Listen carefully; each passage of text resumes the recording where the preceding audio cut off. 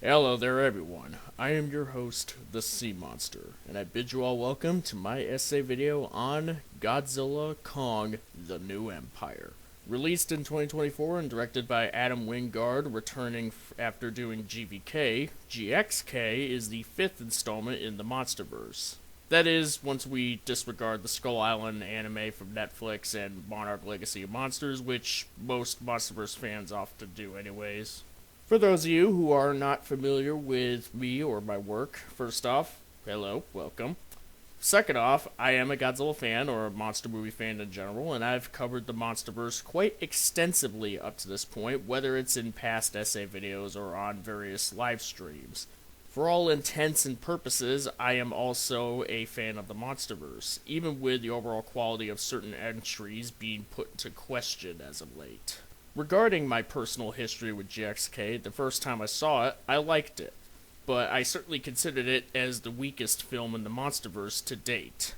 However, the first time seeing it was also marred by some bad and disruptive audience members, so due to some of those distractions, I was worried that I may have missed some key details in the film that could color my stance on it, so I gave it a second viewing in theaters. Since then, after it left theaters, I've been going over the film quite a few more times in order to prep for this video. This one has been a long time coming, and I hope that I will deliver on this one for you all. I'm the Sea Monster. I make long-form essay vids on Godzilla movies, so you don't have to. But combing over the film itself wasn't the only thing that further shaped my perception on it over time. I also hosted and guest appeared on various live streams where this film and its predecessors have been the topics of discussion. And over the course of doing this, I couldn't help but notice how discourse surrounding this series, or even surrounding GXK in particular, has progressed and even evolved, wink wink, since its initial release. So permit me for this first part, folks, because I'm going to have to talk a bit about the MonsterVerse as a whole and where I currently stand on it circa GXK, since my own perspective on it has changed fairly significantly, at least with certain entries in it pre-GXK. But most importantly, I also want to go a bit in detail about the discourse surrounding the film and its respective franchise. While my stance on the first three MonsterVerse films haven't changed all that much in terms of their overall quality, save for a handful of parts here and there throughout the three entries, my stance on Godzilla vs. Kong has definitely changed quite a bit over the years. While I would still consider both it and GXK to be entertaining films, from a writing standpoint, they just don't hold up to scrutiny whatsoever. Despite having done a final assessment video on the MonsterVerse films from 2014 to 2021, as in from Godzilla 2014 to GVK, I've still taken part in discussions on these four films where further developments on my stances with them have occurred. I'm at a point now where Godzilla 2014, Kong Skull Island, and Godzilla King of the Monsters 2019 are the only entries in the MonsterVerse that not only do I love, or at least really like, but they're also films that I defend as objectively good in terms of filmmaking.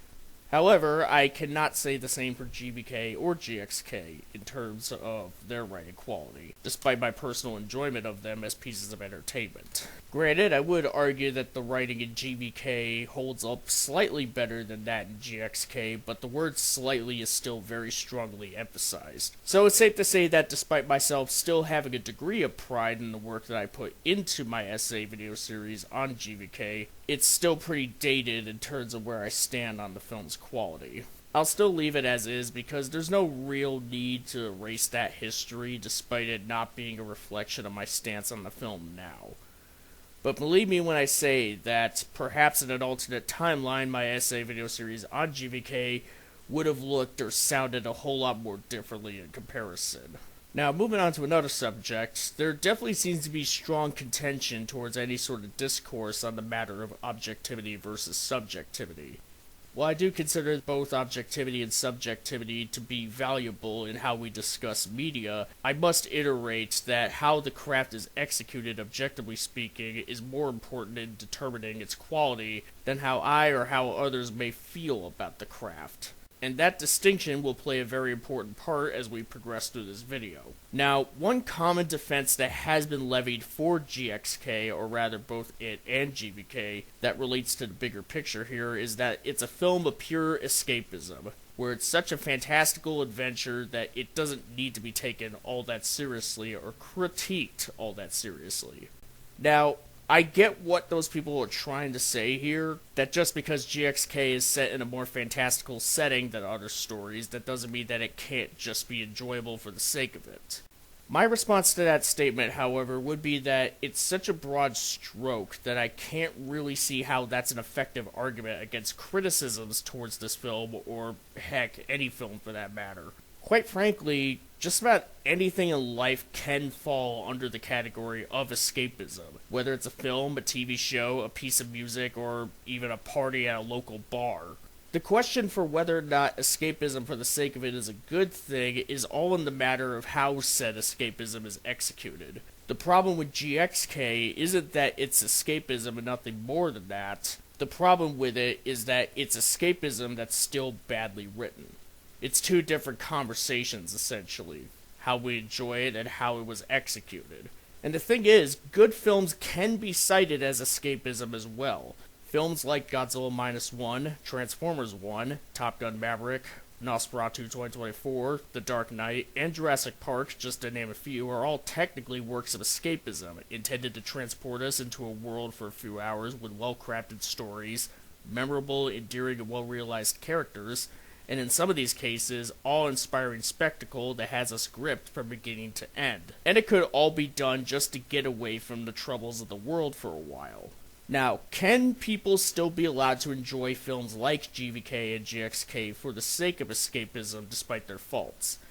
Absolutely. However, we can't just use the word escapism as a blanket statement over them just to shield them from criticism for their faults. To try to say that they are escapist films as a defense for the writing quality is, and pardon me if this may seem harsh, rather demeaning to the concept of escapism. If anything, it's a weak defense because anybody can use that for any film that's been maligned for its writing quality. For example, if one were to use this defense for GXK, then what would stop a second person from using that same defense for a film that the first person openly despises and lambasts, like, let's say, Thor: Love and Thunder? A film does not need to have the deepest of stories with the most complex of themes or characters, nor does it need to be the most one-to-one accurate version of a pre-existing work in order to be good. A film just needs to be good in general, in that it needs to have a congruent, coherent story with well-defined characters. GXK could have had those things, but alas, it doesn't. It has plenty of spectacle and some rather neat concepts, both in terms of what it tries to put forth in the world of the MonsterVerse, and in terms of how it presents said concepts, such as visual storytelling for, let's say, Kong and the Apes, whom he interacts with. However, execution is where it truly counts. And well, that's what the video is intended to cover. In fact, discussing the execution of this film, or any other film in this franchise and beyond, is what I and many other creators out there intend to put forth as something for others to consider. So with all due respect to those who use the escapism argument in GXK's favor, whatever critiques I will levy towards the film throughout this video isn't meant to be an attack on your overall enjoyment of the film itself as a piece of escapism, but to say it's good because it's escapist doesn't really explain why GXK had to be written the way that it was. And this is unfortunately a large part in why certain sects of discourse on Godzilla-related media, or kaiju media in general, needs some work done, let's just say, because it comes off like these different sects, despite still discussing the same media, seem to be having two different conversations in response to one another. Much like how something you like, a film, or something in a film, is not the same as arguing that it's good and of solid quality. With the Godzilla franchise becoming more and more popular over the years thanks to the MonsterVerse, there is a much greater number of people willing to discuss the merits or shortcomings of any given part of the franchise as a whole. And thankfully, it has given rise to certain folks, myself included, who intend to tackle the franchise or even other creature features through more of an analytical lens than what one may have seen before.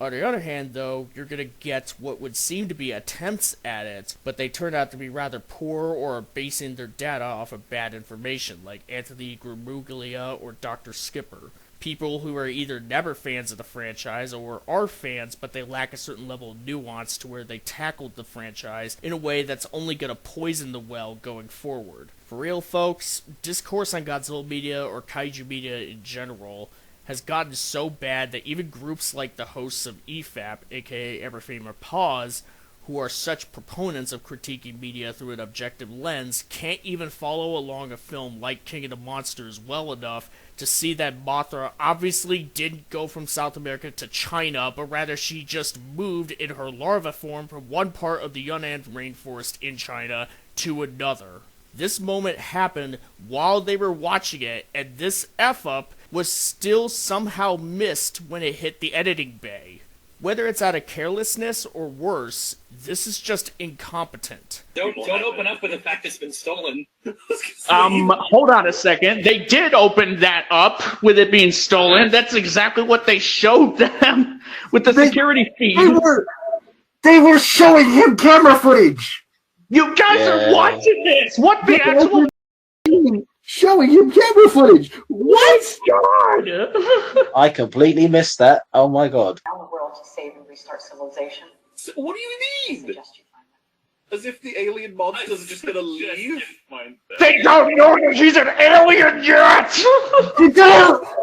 So this guy, he could go up, he could go down, left, right, he just stays still until deciding... If only I had a plane! For God's sakes! What? Yeah. So, Rodan is a living creature. He can literally just track where he would go no matter what. But he also does move. In the clip Yeah, where he Mothra does. says he can go left, he can go right, but he just stays still. The clip is literally showing the plane going left and right, and Rodan's just tracking him. So it went from South America to China in its cocoon form, its larva form. Did you catch that? Me. I am shaking violently right now. She didn't go from South America to China. She went from... It's more like she went from China to China. How could they get that so wrong? Even though EFAP's video on King of the Monsters was only made right when the Godzilla franchise was just starting to become more mainstream, before the advent of something like Godzilla -1 came to be, the video itself is an absolute misfire of epic proportions from them, and a shocking one at that, because I consider Mahler's content, like his critique on Star Wars The Last Jedi and his rage videos on Doctor Strange 2 and Ant-Man 3, to be a masterclass on how to critique media while still being engaging as all hell. And unfortunately, EFAP's Kata video is just one example out of many in the realm of lackluster critiques on anything from the MonsterVerse or from the Godzilla franchise overall. Another example would be Little Platoon, who, despite being fairly eloquent with discussing how media works or doesn't work, while still having a nice dose of spunk added into his videos, like his one on Thor Love and Thunder, released his own vid on GXK back when it first came out, that seemed rushed or to be an afterthought in terms of its overall craft, to where not only was he unable to keep himself on track, saying that the entire MonsterVerse is a disaster while still saying in the same breath that 2 films in it are at least decent, but he also erroneously refers to Jia and the Iwi as Indians, seemingly for no reason. And this is within the first 10 minutes of his video, whilst he's still attacking anyone who unironically enjoys GXK, warts and all, or who even dares to try and defend it, before he even gets into talking about the film itself, which, by that point, I wouldn't really blame anybody, fan of GXK or not, for clicking off it. Look, I have a good deal of respect for these creators, but seriously, guys, EFAP and Little Platoon, I mean, come on. At least try to care a little bit harder when covering either a Godzilla or King Kong movie, MonsterVerse or otherwise, especially when doing long-form analysis on media, is how you all pay your bills. But that's just one end of the spectrum of discussions surrounding the MonsterVerse or kaiju media in general. On the other hand, we have folks like Dangerville who try to meet with certain detractors halfway, only to contradict themselves at every turn, because he doesn't want to come off as too negative, regardless of what the motive may be for making such a video in the first place. I can understand not wanting to step on too many toes and too hard, But unless you're going to commit to saying that certain entries in the MonsterVerse have flaws or are just simply bad, and you explain why that's the case, then don't even bother discussing it. To build off from that point, I also cannot stand the notion where you're allowed to be quote-unquote opinionated so long as you're positive about something, and that being negative is simply looked down upon, when there is value to be found in pointing out what's wrong with something. It's as if certain folks out there believe that negativity is the only thing that can be toxic, when there is such a thing as toxic positivity, where people talk something up so much and try to shut down discussions on whether or not the thing they like is actually good, that it leads to the craft behind that very thing that they like to deteriorate more and more as time goes on as a result of a failure to address the rot. You know, the kind of folks that tell you, shut up, let people like things, while you're trying to explain in reasonable terms why you think that thing is bad. This is why you get someone like CinemaWin suggesting to certain viewers to pretend that Star Wars The Rise of Skywalker was the film that they wanted just to see how they feel after watching it. Despite all the terrible storytelling, all the plot holes, and all the instances of disrespect towards the Skywalker legacy throughout that film, the instances where the entire saga is damaged thanks to the in-universe implications of what that film establishes throughout its 2 hours and 22 minutes of insanity. Ladies and gentlemen, boys and girls, if you want the clearest and most concise example of what toxic positivity looks like, there it is. Basically, what I'm trying to say here is that regardless of my enjoyment on Godzilla Kong the New Empire or GVK, I'm not going to ignore the writing problems in those films just because I personally enjoy them way more than something like The Rise of Skywalker. Because I don't want the MonsterVerse to potentially have the same rot in its spine that Star Wars has had for several years now under Disney.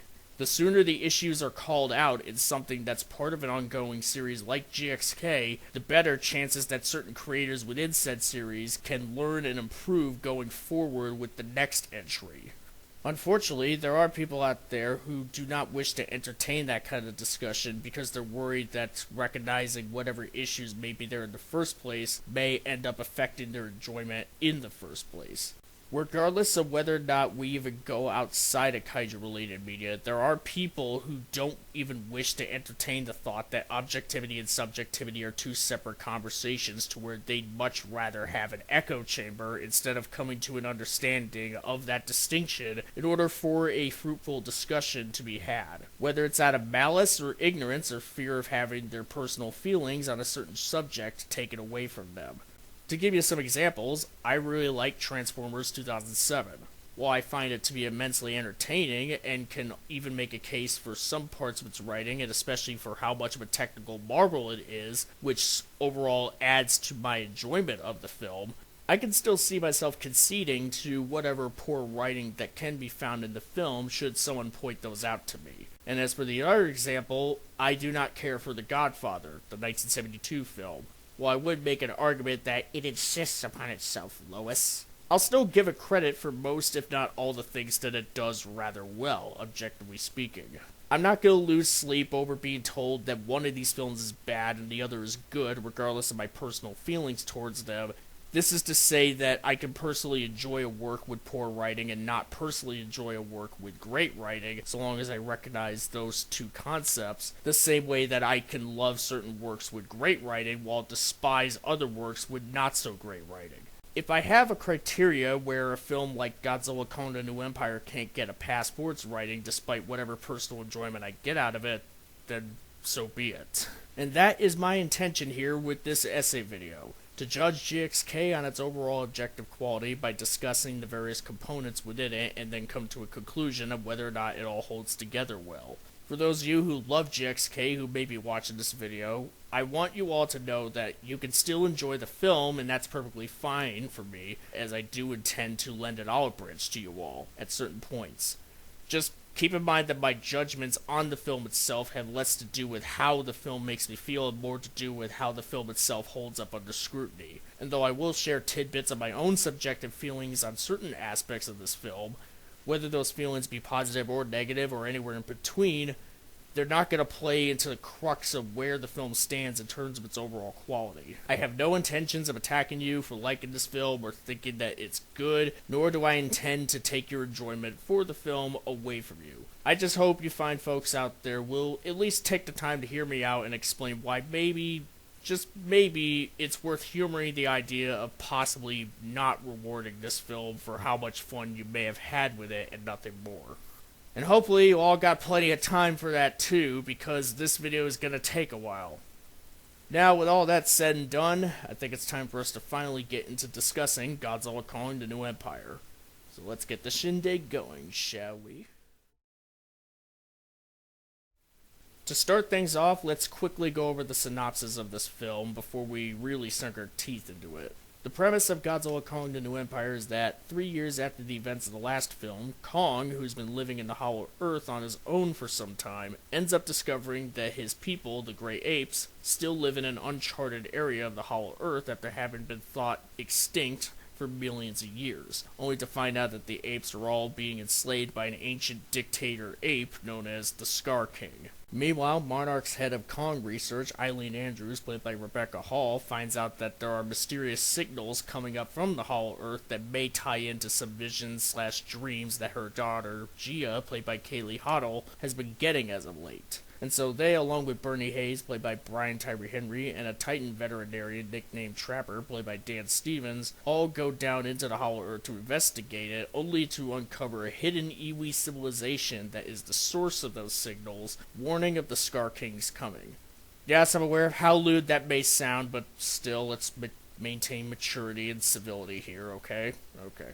Also, meanwhile, we see Godzilla going around and preparing for the re-emerging of Skar King, and at some point, all these plot points converge, leading into a culmination where Godzilla and Kong, who were once rivals, needing to team up in order to defeat the Skar King and his forces, which consists of, but isn't limited to, an enslaved ice-based titan named Shimo, before the evil ape could inflict his will upon the surface. So basically, there's quite a bit going on in this film, but that's all just the tip of the iceberg, one may say. In fact, calling this film an iceberg almost seems fitting, and it's not just because Shimo is in it or that Godzilla bursts out of some ice with a new look, but rather it's because things are only going to get crazier from here as we discuss the details of the plot. So anyways, without further ado, let's get into those details.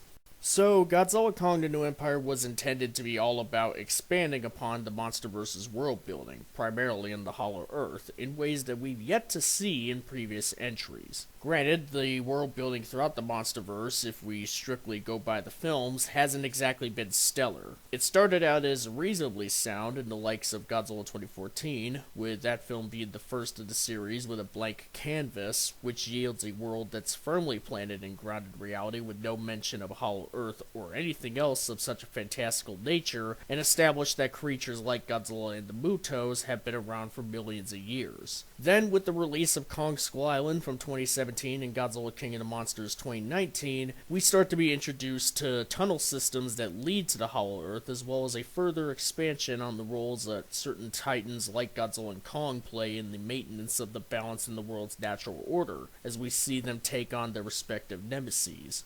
The Skullcrawlers for Kong, and Ghidorah for Godzilla. We also get to see not only how Monarch was able to persist thanks to the events of Kong Skull Island, but also the effects of the events of 2014 on the world and the people in it in King of the Monsters. Then we get Godzilla vs. Kong, which fast-tracks us into a whole nother world in the form of the Hollow Earth, with mechanics that fail to remain consistent with the other MonsterVerse films, as well as even within itself. Not to mention, there's also some rather poor execution of how the world has been impacted by the events of King of the Monsters, which should have changed the world forever, only for GVK to seemingly not even acknowledge or forget that a mass awakening of Titans had even happened. Granted, world-building issues weren't the only things wrong with Godzilla vs. Kong, but I digress. So now, one can't help but ask, how does GXK expand upon this foundation, and does such expanding yield some well-executed results? Well, let's find out. For starters, GXK establishes that since the events of the last film, the surface world is now Godzilla's territory and the Hollow Earth is Kong's territory, and that humanity will have nothing to worry about so long as the two alphas stay in their respective territories. This only raises questions because if Godzilla is aware that a threat is emerging in the Hollow Earth thanks to the Iwi's distress call, and since Godzilla is known to be reactive and all about stopping the threat immediately, then that would mean he would have to come to the Hollow Earth, which is Kong's territory, and would violate this agreement, similarly to how Kong would go on to do the same when he calls for the Big G in Egypt. Considering that Godzilla is the king of the monsters who would immediately go on the move should a threat arise, he would have the authority to go to the Hollow Earth if the situation called for it. And if Eileen Andrews stating that humanity has nothing to worry about is only meant to be just part of a PR strategy just to reassure the public, then boy howdy will later events in this film reflect poorly on her, especially when we see Monarch's efforts in accounting for Titan activity throughout the narrative, even just by judging them off of how they handled Godzilla's first scene in the film. So basically this whole notion of Godzilla and Kong having territories in this film is just outright arbitrary, and it doesn't really serve any favors for the plot going forward. Next, let's dive into the logistics of the subterranean realm, which is a new section of the Hollow Earth that is revealed in this film. The subterranean realm is discovered after a section of Kong's hunting ground collapses downward, which is then followed by the Iwi's distress call that causes electrical anomalies for Outpost 1. More on those later. And in this subterranean realm, Kong discovers more of his kind, including but not limited to Suko and the tyrannical Skar King. This begs the question, if this is meant to be another layer in the Hollow Earth, then how vast is this subterranean realm? Is it just one pocket in the Hollow Earth, or within a layer between the Hollow Earth and the surface world? Or is it all encompassing within that layer? And if it's the latter, then how come Kong never accidentally stumbled into it when he jumped into the hole that Godzilla made in GVK? And if that's the case, then wouldn't that mean the Skar King and his clan had an opportunity to escape the whole time before the plot of GXK could even begin, thanks to Godzilla drilling a hole in GVK? The long and short about the subterranean realm is that its inclusion in the world building isn't a bad idea so long as the writers account for it and its potential implications for how and why it isn't relevant to the canon of the MonsterVerse until now. This is why I asked if the realm is just a pocket within one section of the Hollow Earth first, because at least that would make more sense as to why the Skar King's clan had to go out through the only one exit due to a lack of options. As it is, however, the introduction of the subterranean realm raises too many fundamental questions that the film doesn't even bother to answer that could just throw the plot out of whack before it even begins. Now with that covered, let's move on to talking about the Iwi and their calls, shall we? So the calls are established to cause electrical anomalies for Outpost 1, as well as any piece of tech that happens to be around that area. The workers in Outpost 1 state that they keep getting these anomalies on the regular, but the ones that the distress calls cause aren't like anything they've seen before. Later on, Eileen and Director Hampton get a report from Outpost 1 about these anomalies. Now, this isn't necessarily a huge knock against the dialogue here, but Hampton says that the spikes could be a result of regular interference, and Eileen responds with, yeah, but it keeps happening. Not to be pedantic here, but wouldn't something that happens regularly equal to it being something that keeps happening? Like, wouldn't that just go without saying? It's kind of like when you have an SAS like High Top Film saying 3 words that all mean the same thing for dramatic emphasis, as if that's really necessary in getting a point across. Anyways, moving along. Later in the film, Bernie deduces that the electrical anomalies are in fact distress calls from within the Hollow Earth, and he went back and found out that these signals came up not just now, but during several significant events throughout the MonsterVerse, including but not limited to the rise of King Ghidorah in 2019, the discovery of Skull Island in 1973, the events in 1954, no, not Gojira 54, the events in the year 1954 pertaining to Godzilla that kickstarted Castle Bravo, and that's just to name a few. Bernie goes on to say that the signals came up during specific Titan-related events, just to make things even more clear. Once our heroes arrive at the Iwi civilization in the Hollow Earth and see the inside of the gravity pyramid thingamabob, they come to the conclusion that the beacon, the electrical anomalies, are the Iwi's way of calling for help from Godzilla. And it seems that these calls for help also sprung Godzilla into action during all the other Titan-related events prior to this. Congratulations, writers of GXK, you've just retconned Godzilla's agency out of existence. Forget the fact that echolocation was a thing since 2014 and that Godzilla was listening on the Mutos calling for each other in order to pursue them. And forget the fact that this would also apply to when Godzilla notices Ghidorah suddenly awakening in Antarctica back in King of the Monsters. Nope, this is the new canon now. Deal with it. Also, if the Iwi sent out a call about the discovery of Skull Island, was it for Godzilla to respond to Monarch going to the island, or to the Skull Crawlers being stirred and potentially wreaking havoc? If either case is true, then where even was Godzilla during Kong Skull Island? What even kept him? Were the Iwi just sending calls out and Godzilla didn't pick up in time for some reason? Once Kong killed the big one, did the Iwi just sit there awkwardly and stopped calling Godzilla about it? Also, Bernie wrote down that the first encounter with Godzilla was in 1973. No it wasn't. Serizawa explicitly states that Godzilla was awakened in 1954. The fool even has 1954 written on his notepad. What is up with that? And also, why are the Iwi calling about Godzilla's activities in 1954? Is it just about the nuclear tests? It's in the surface world, not in the Hollow Earth. Why would they even care? Especially considering that Godzilla eats up radiation like the stuff that comes out of the nuke in the first place. Why would that be a concern for them?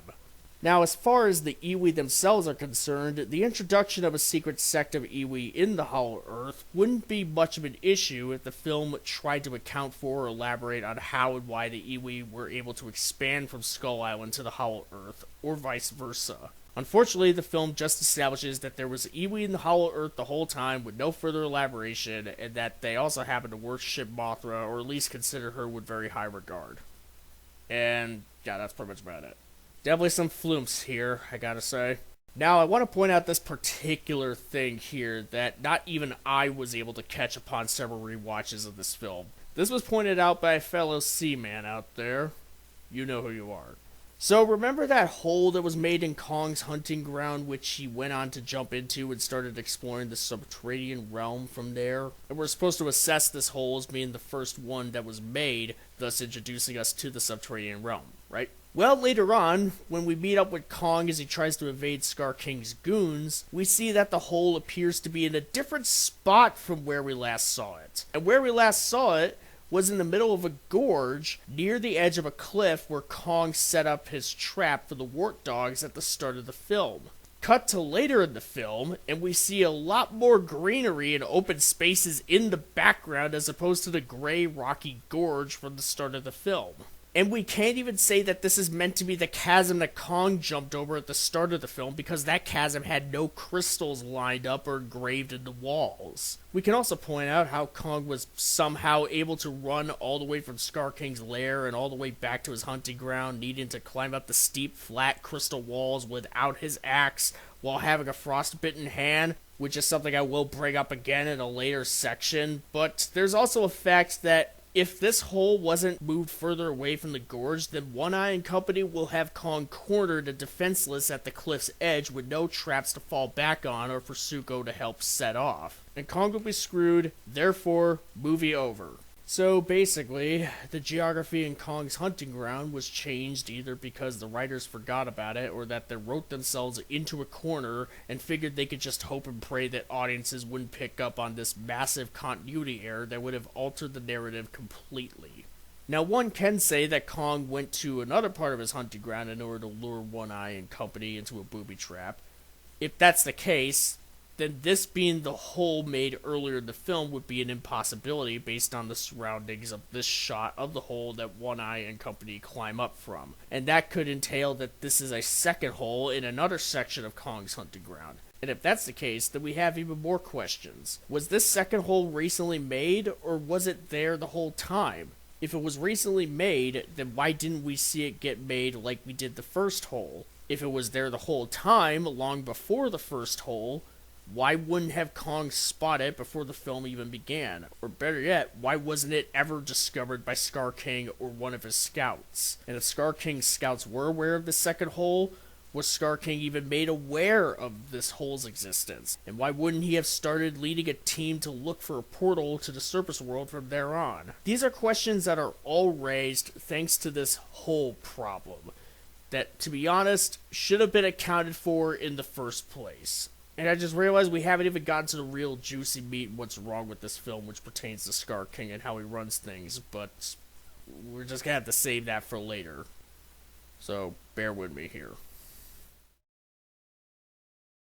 So far, things aren't looking too great for GXK in terms of its world-building additions and their implications. But we're still not done yet because we have yet another bit of crazy as heck world building that this film puts forth with a lot of implications that are simply never addressed or that the film is never ready to address. So after providing a diagnosis on Kong's frostbite, Trapper heads off to Outpost 1 for something to treat the big guy's ailment. Bernie asks Eileen about it, and then she goes on about how Monarch was previously working on some mechanical augments for titans like Kong since the whole Mechagodzilla fiasco back in GVK. However, the project, referred to as Project Powerhouse, was decommissioned because the prospect of making a Titan even stronger, as Eileen puts it, didn't go over so well. Luckily for our heroes, one prototype was able to be made in a state where it could be usable for Kong by the time the project was shut down. The Beast Glove. So Trapper makes his way to Outpost 1 and flies the glove back to the Iwi hideaway in order to save Kong from his frostbite.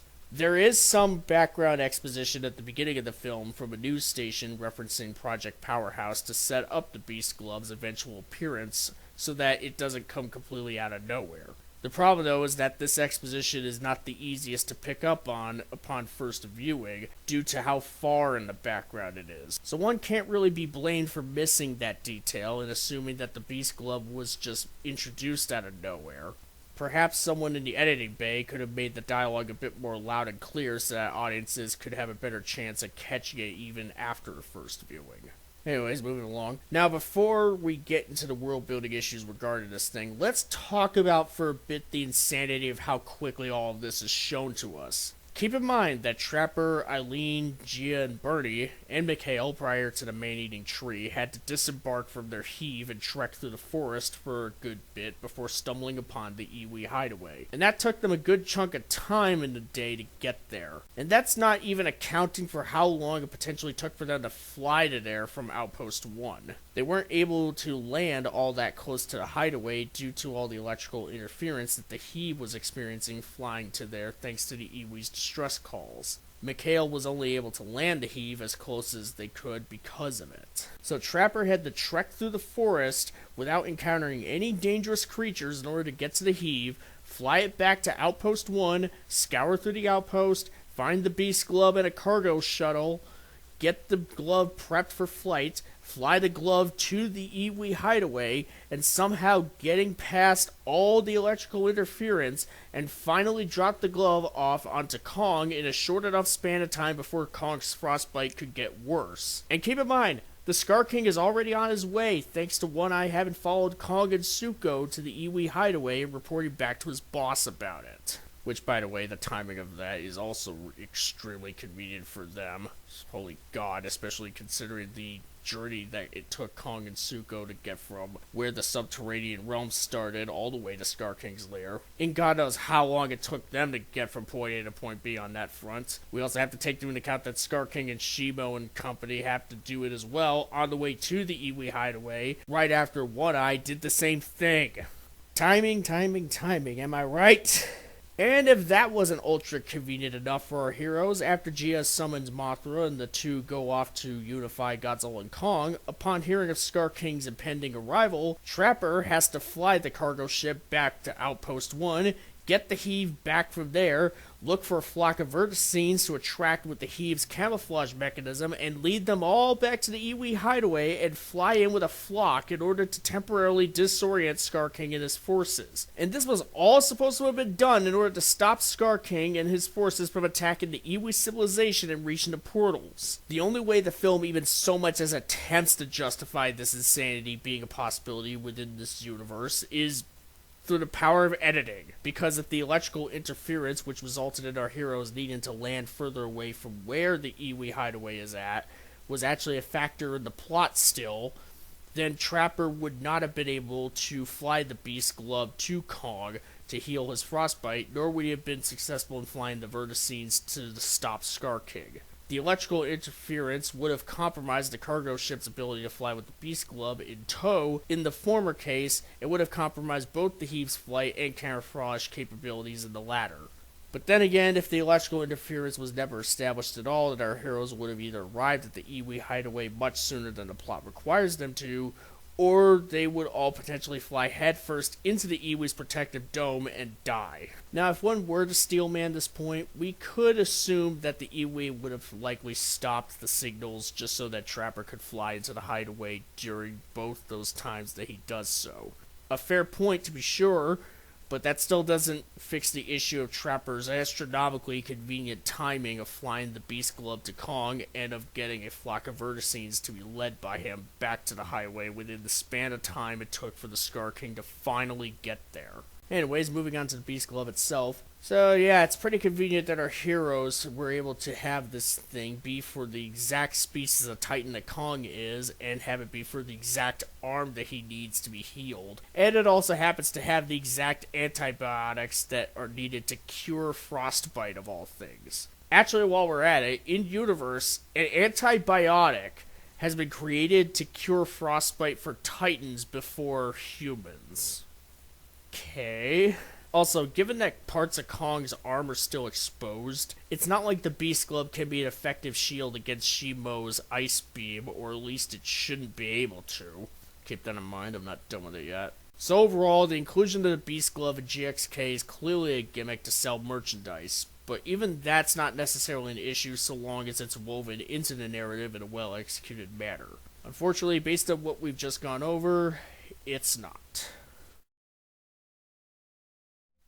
Now, yet another key detail that's been added to the MonsterVerse's world building thanks to this film is that the Skar King was yet another ancient rival of Godzilla's, who was imprisoned in the deepest depths of the Hollow Earth after a failed attempt to conquer the surface world. So, this is similar to how King Ghidorah was imprisoned in Antarctica as shown in King of the Monsters. However, the thing that's strange in this case is that this backstory about Skar King and Shimo is inscribed on some temple walls by the Iwi, definitively stating that Godzilla trapped Skar King underground, whereas the details for how Ghidorah was initially defeated in Antarctica and likely thought to have been dead by Godzilla allows for some wiggle room for interpretation. Not a lot of wiggle room, granted, but still some as opposed to not at all, which is the case in GXK. But I'm getting ahead of myself here. Basically, the Hollow Earth and the surface world were in harmony with each other. The Titans, such as Godzilla and Mothra, protected the Earth, and the Great Apes protected humanity specifically. This is kind of strange to make that distinction when Godzilla had a whole shrine built for him by ancient humans back in Kodum, though one could argue that Godzilla is still primarily a guardian of nature as a whole, and the ancient humans considered his species to be akin to gods anyways, hence the inception of said shrine. Anyways, moving on from there. Next thing everyone knew, the Skar King threatened the peace and led the apes into war with Godzilla. They nearly defeated the Big G, but the latter was able to imprison the former in the subterranean realm. The Skar King then found Shimo and controls her with pain thanks to the crystal on his bone whip. Eileen goes on to deduce that since Monarch brought Kong down to the Hollow Earth, the Iwi knew it was a matter of time before Kong, in search for more of his kind, would stumble upon the Skar King. And that's why the Iwi are trying to call for Godzilla. Then there's the prophecy of an Iwi girl from Skull Island being the key to awakening Mothra to help Godzilla in case Skar King were to rise back up, which is so ultra specific in terms of the details that it makes one wonder why Mothra would even need an Iwi girl from Skull Island to wake her up in the first place. But I'll hold my tongue on how the Queen herself was handled for now. So this begs the question, why couldn't the film have just established, at least more definitively, that the Skar King was the reason for Godzilla's grudge against Kong, or the Great Apes in general? I get that the whole ancient rivalry prospect has been overplayed at this point in the MonsterVerse, but if we are to have GVK establish that Godzilla and Kong species have had a rivalry in order to justify the two of them fighting each other in that film, then surely GXK expanding upon it by introducing Skar King as the reason why would only help to retroactively bolster GVK because that film desperately needs it. Not only that, but by establishing that, it would give a stronger sense of catharsis for Godzilla and Kong teaming up and accepting each other as allies at the end. Now, while some fans would argue that it's implied/inferred that Skar King was the reason for why Godzilla has it out for the great apes, it would have been so much better if the film really leaned much more into that, as opposed to what one could describe it as the film merely just touching on that notion. And even that may be a bit generous. Also, the film, despite establishing Skar King as an ancient enemy of Godzilla, only presents him as a nemesis for Kong, and by the time Godzilla and Skar King do meet again during the climax, the most we get of this rivalry paying off is when Skar King has a concerned look when he hears Godzilla's bellow from one of the portals. Godzilla only has a handful of exchanges with Skar King during the climax, all which during the fight in Rio, and there isn't even a moment between the two acknowledging each other and their ancient rivalry. One example of what we could have had is where we'd have Godzilla stare down at Skar King before he sends him back to Kong. This lack of any personal connection between Godzilla and Skar King just kind of shows the wasted potential there was for anything more beyond Skar King just being another monster that Godzilla defeated and had beef with in the past. The Mutos in 2014 were effective as rivals because they were born from a parasitic process that killed a member of Godzilla's species, and it's apparent that they had done so more than once in the past. Ghidorah was effective as a rival because of his sheer power that eclipses that of Godzilla, as well as his capability of becoming the new alpha should something happen to Godzilla and his kind that would prevent them from stopping the three-headed menace. Skar King, on the other hand, could have been the linchpin for why Godzilla has it out for the great apes, most notably Kong, but the film never really does anything with that dynamic, and that's assuming the writers even intended or were aware of that dynamic being a possibility. So, needless to say, the world building in the MonsterVerse is kinda screwed thanks to this film, and one can only hope that a writer will come in and salvage it in a future film before any further damage is done. Even worse, we still aren't even technically done talking about the world building in any capacity yet, as the botched world building as established in GXK manages to bleed into certain other aspects of the film, which we will discuss soon enough. So by this point, we're in pretty deep in terms of how flawed this film's writing is, just going off of how broken the world building is now. However, we still haven't gotten into the characters yet. I'll be splitting the character section of this essay video into at least a couple parts, the humans and the titans.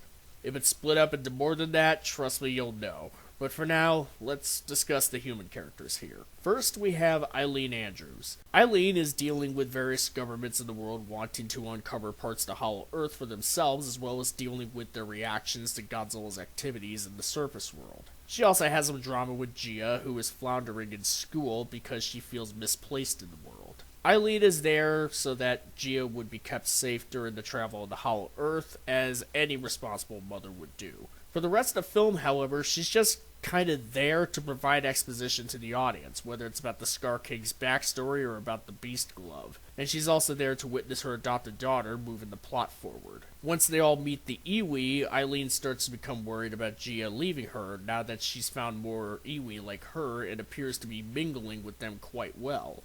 Once the main conflict is wrapped up, Eileen gives Gia her blessing to be with the Iwi from then on, only for Gia to reassure her that she considers Eileen to be her home, no matter where they go. Now, I want us to keep in mind that Eileen, despite being a prominent enough member of Monarch to where she represents them in TED Talks and on live interviews, doesn't really show a whole lot of competence in her position. Even when we consider that she had no way of warning Monarch about the newly discovered portals or any Titan servicing from one of them, the fact that there's evidence of her displaying a somewhat cavalier attitude towards how certain governments want Monarch to handle things would only hurt both her and her organization's public image. And I also get that Eileen is happy that Gia is okay after the conflict is done, and that's nice and all, but she should also be deeply concerned about the possibility of thousands if not millions of people being dead as a result of the Clash of Titans in this film. While she does show concern about the Skar King's resurgence and the horrors that he will inflict upon the surface world, she should also have an extra bit of worry in the back of her head or even some awareness of the danger of one of the new portals suddenly popping through a random section of the world.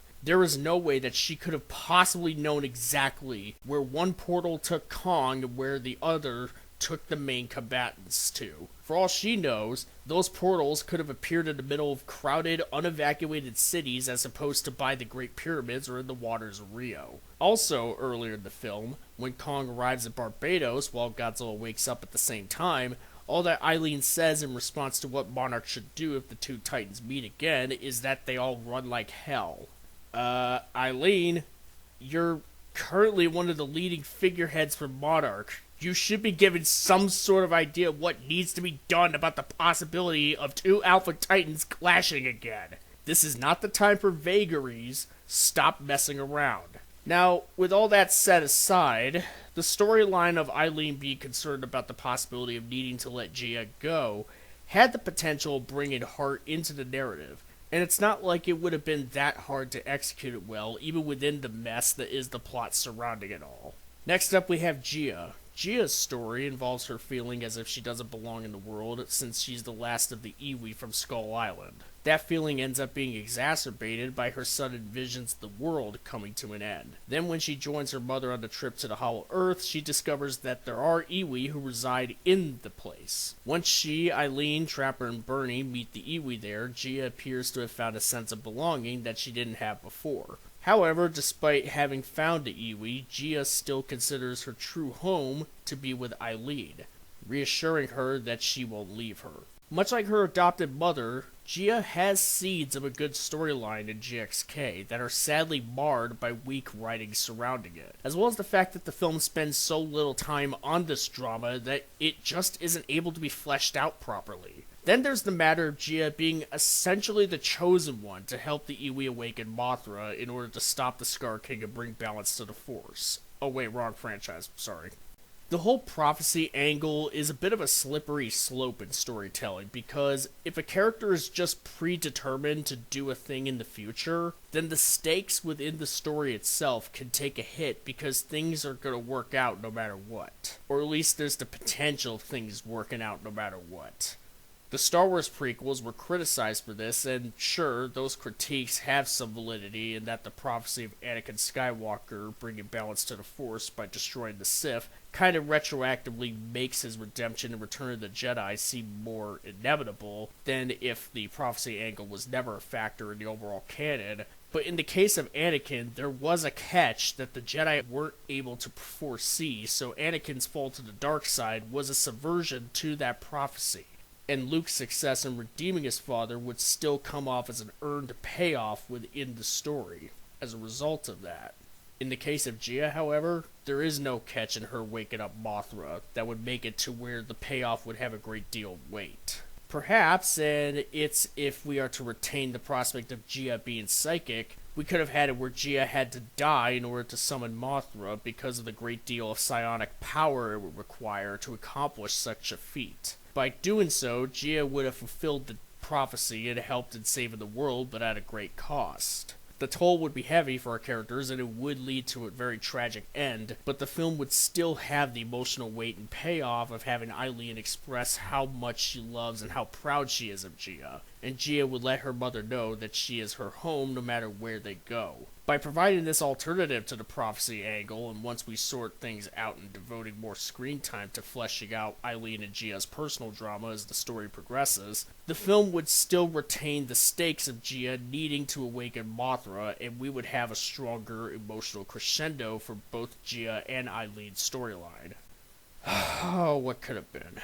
Oh, and to build off of the whole thing with Gia and Mothra, yeah, Gia can apparently survive being taken through a portal by Mothra. Somehow.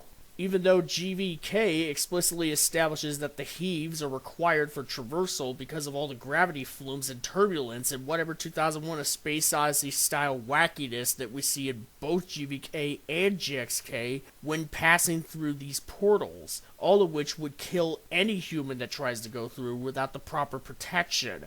How Mothra alone carrying Gia around is enough to keep this young Iwi girl safe from the portal flumps is beyond me. Plot armor's a funny thing, let me tell you, especially when it contradicts anything that a prior film establishes as being the case. And the less said about Monarch Legacy of Monsters showing this as well, and having it being the case, if not doing it worse potentially than GXK, the better. The biggest shame about Gia and Eileen's story is that there was a decent bit of potential in it, especially when Gia finds herself in a journey that parallels with Kong and Suko, though their story is more sufficiently developed, admittedly.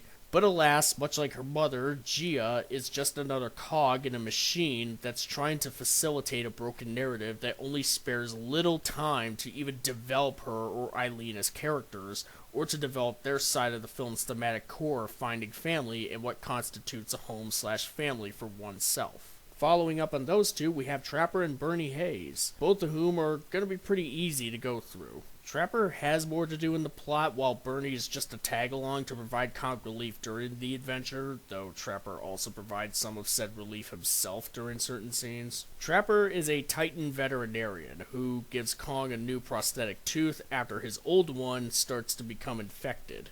He's established to have had history with Eileen, and a possibly romantic one at that. He's also a pilot, as shown when he flies the Heave and the cargo ship for the Beast Glove. Trapper is also okay with letting a big mosquito suck up some of his blood, despite the possibility of the mosquito that's from the Hollow Earth potentially carrying a deadly disease which could kill him, or worse. Then there's the moment where Trapper comforts Bernie after they both witnessed Mikhail getting killed by a tree monster. Instead of treating this death like a horrific event that would traumatize anyone in their right mind, Trapper just takes it in stride like it's all just part of the circle of life, despite the fact that him confronting Mikhail about how they're supposed to traverse through the dangerous jungle is what got Mikhail killed in the first place. If anything, Trapper should be feeling guilty about being partially responsible for Mikhail's sudden and brutal death, but instead he's just taking it in stride, like I said, and everyone else just moves on from there. I will say that Dan Stevens does a good job in playing this character the way he's supposed to, and it's very clear how much fun he's having here. I can even admit to finding him to be fairly charming for the most part. But this scene involving Mikhail's death is such a surreal moment because of how brazenly the death is being treated. And unfortunately, this issue bleeds into how Trapper is executed as a character overall. Then there's Bernie Hayes returning from Godzilla vs. Kong, and yeah, he really is just there as comic relief. Some of it is worth a chuckle, and some of it is just kind of there. Aside from that, we see him documenting the journey into Hollow Earth with a camcorder, has a chat with Trapper about how sad it would be for the Iwi there to have their presence known if Bernie goes ahead to upload that footage for his podcast. I get that this moment is meant to address the cons that could come up as a result of the modern world entering into undiscovered territories, as stated by how the rest of the world, aside from Monarch, wants to further expand into the Hollow Earth for itself going forward. But it's such an afterthought within this film's narrative, yet it's arguably one of the more consistent bits of world building going from GVK to GXK at this point. Considering how earth-shattering it would be for the world to find out that certain Hollow Earth theories all turned out to be true, it would make sense for many of the world's powers to want to dig deeper into it, and there could be implications, some potentially nasty ones at that, in what could come of it. But again, this scene between Bernie and Trapper just kind of comes and goes and almost feels like it should be in a different narrative altogether in order to be properly fleshed out. Anyways, tangent over, back to Bernie. I appreciate the effort that Brian Tyree Henry is putting into this role, and he is a good actor. I mean, look no further than his performance in Transformers 1 as D16/Megatron. But Bernie isn't much more than set dressing at this point, and even his contribution to the plot involving the distress signal is made redundant when Eileen could easily deduce it herself when she, Gia, and Trapper all meet the Iwi and see how they make said distress signal. Heck, to be honest, by cutting Bernie out, we'd even remove the retcon of the distress signal being tied to the MonsterVerse's prior events, and the film, as well as the series as a whole, would be all the better for it. And so that just about does it for the squishy little humans here, because quite frankly, aside from Mikhail, who the film tries to paint as being a jerk, despite doing nothing more than what is essentially his job, only for him to be punished with death for it, there isn't really anyone else worth noting here. So, yeah. Now on to the Titans. There are more positives to be found in the Titan side of the story, considering that it's the side that is more fleshed out here, but as we will soon find out, even then, it's not great. So with that said, let's get into that. For our first exhibit, let's go a bit small scale and talk about Suko. Suko is the young ape whom Kong meets and eventually becomes a sort of father figure to the little guy after the two start warming up to each other. Suko starts out as being hostile towards Kong, such as when he tries to lure Kong into a couple of traps to get him killed, one involving Skar King's henchmen and one involving the Drowned Viper, only for such attempts to result in failure. He's also very fearful of the Skar King, hence his initial hesitation to lead Kong to where the great apes currently reside. However, once Kong shows him a gesture of generosity and kindness to Suko by offering him a chunk of Drowned Viper meat, the little guy finally lets his guard down and begins to warm up to Kong. Suko even has a friend or possible fodder figure at first, known by the fanbase as Gnarled Finger,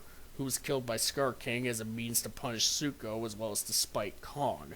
This pushes Suko to turn his back on Skar King and to help Kong for the rest of the film, to where he even helps turn the tide in our hero's favor during the final battle, when he uses Kong's axe to destroy the crystal that controls Shimo. After the Skar King is finally defeated, Suko joins Kong and Shimo in returning to the Great Apes, declaring them all as liberated from Skar King's tyranny.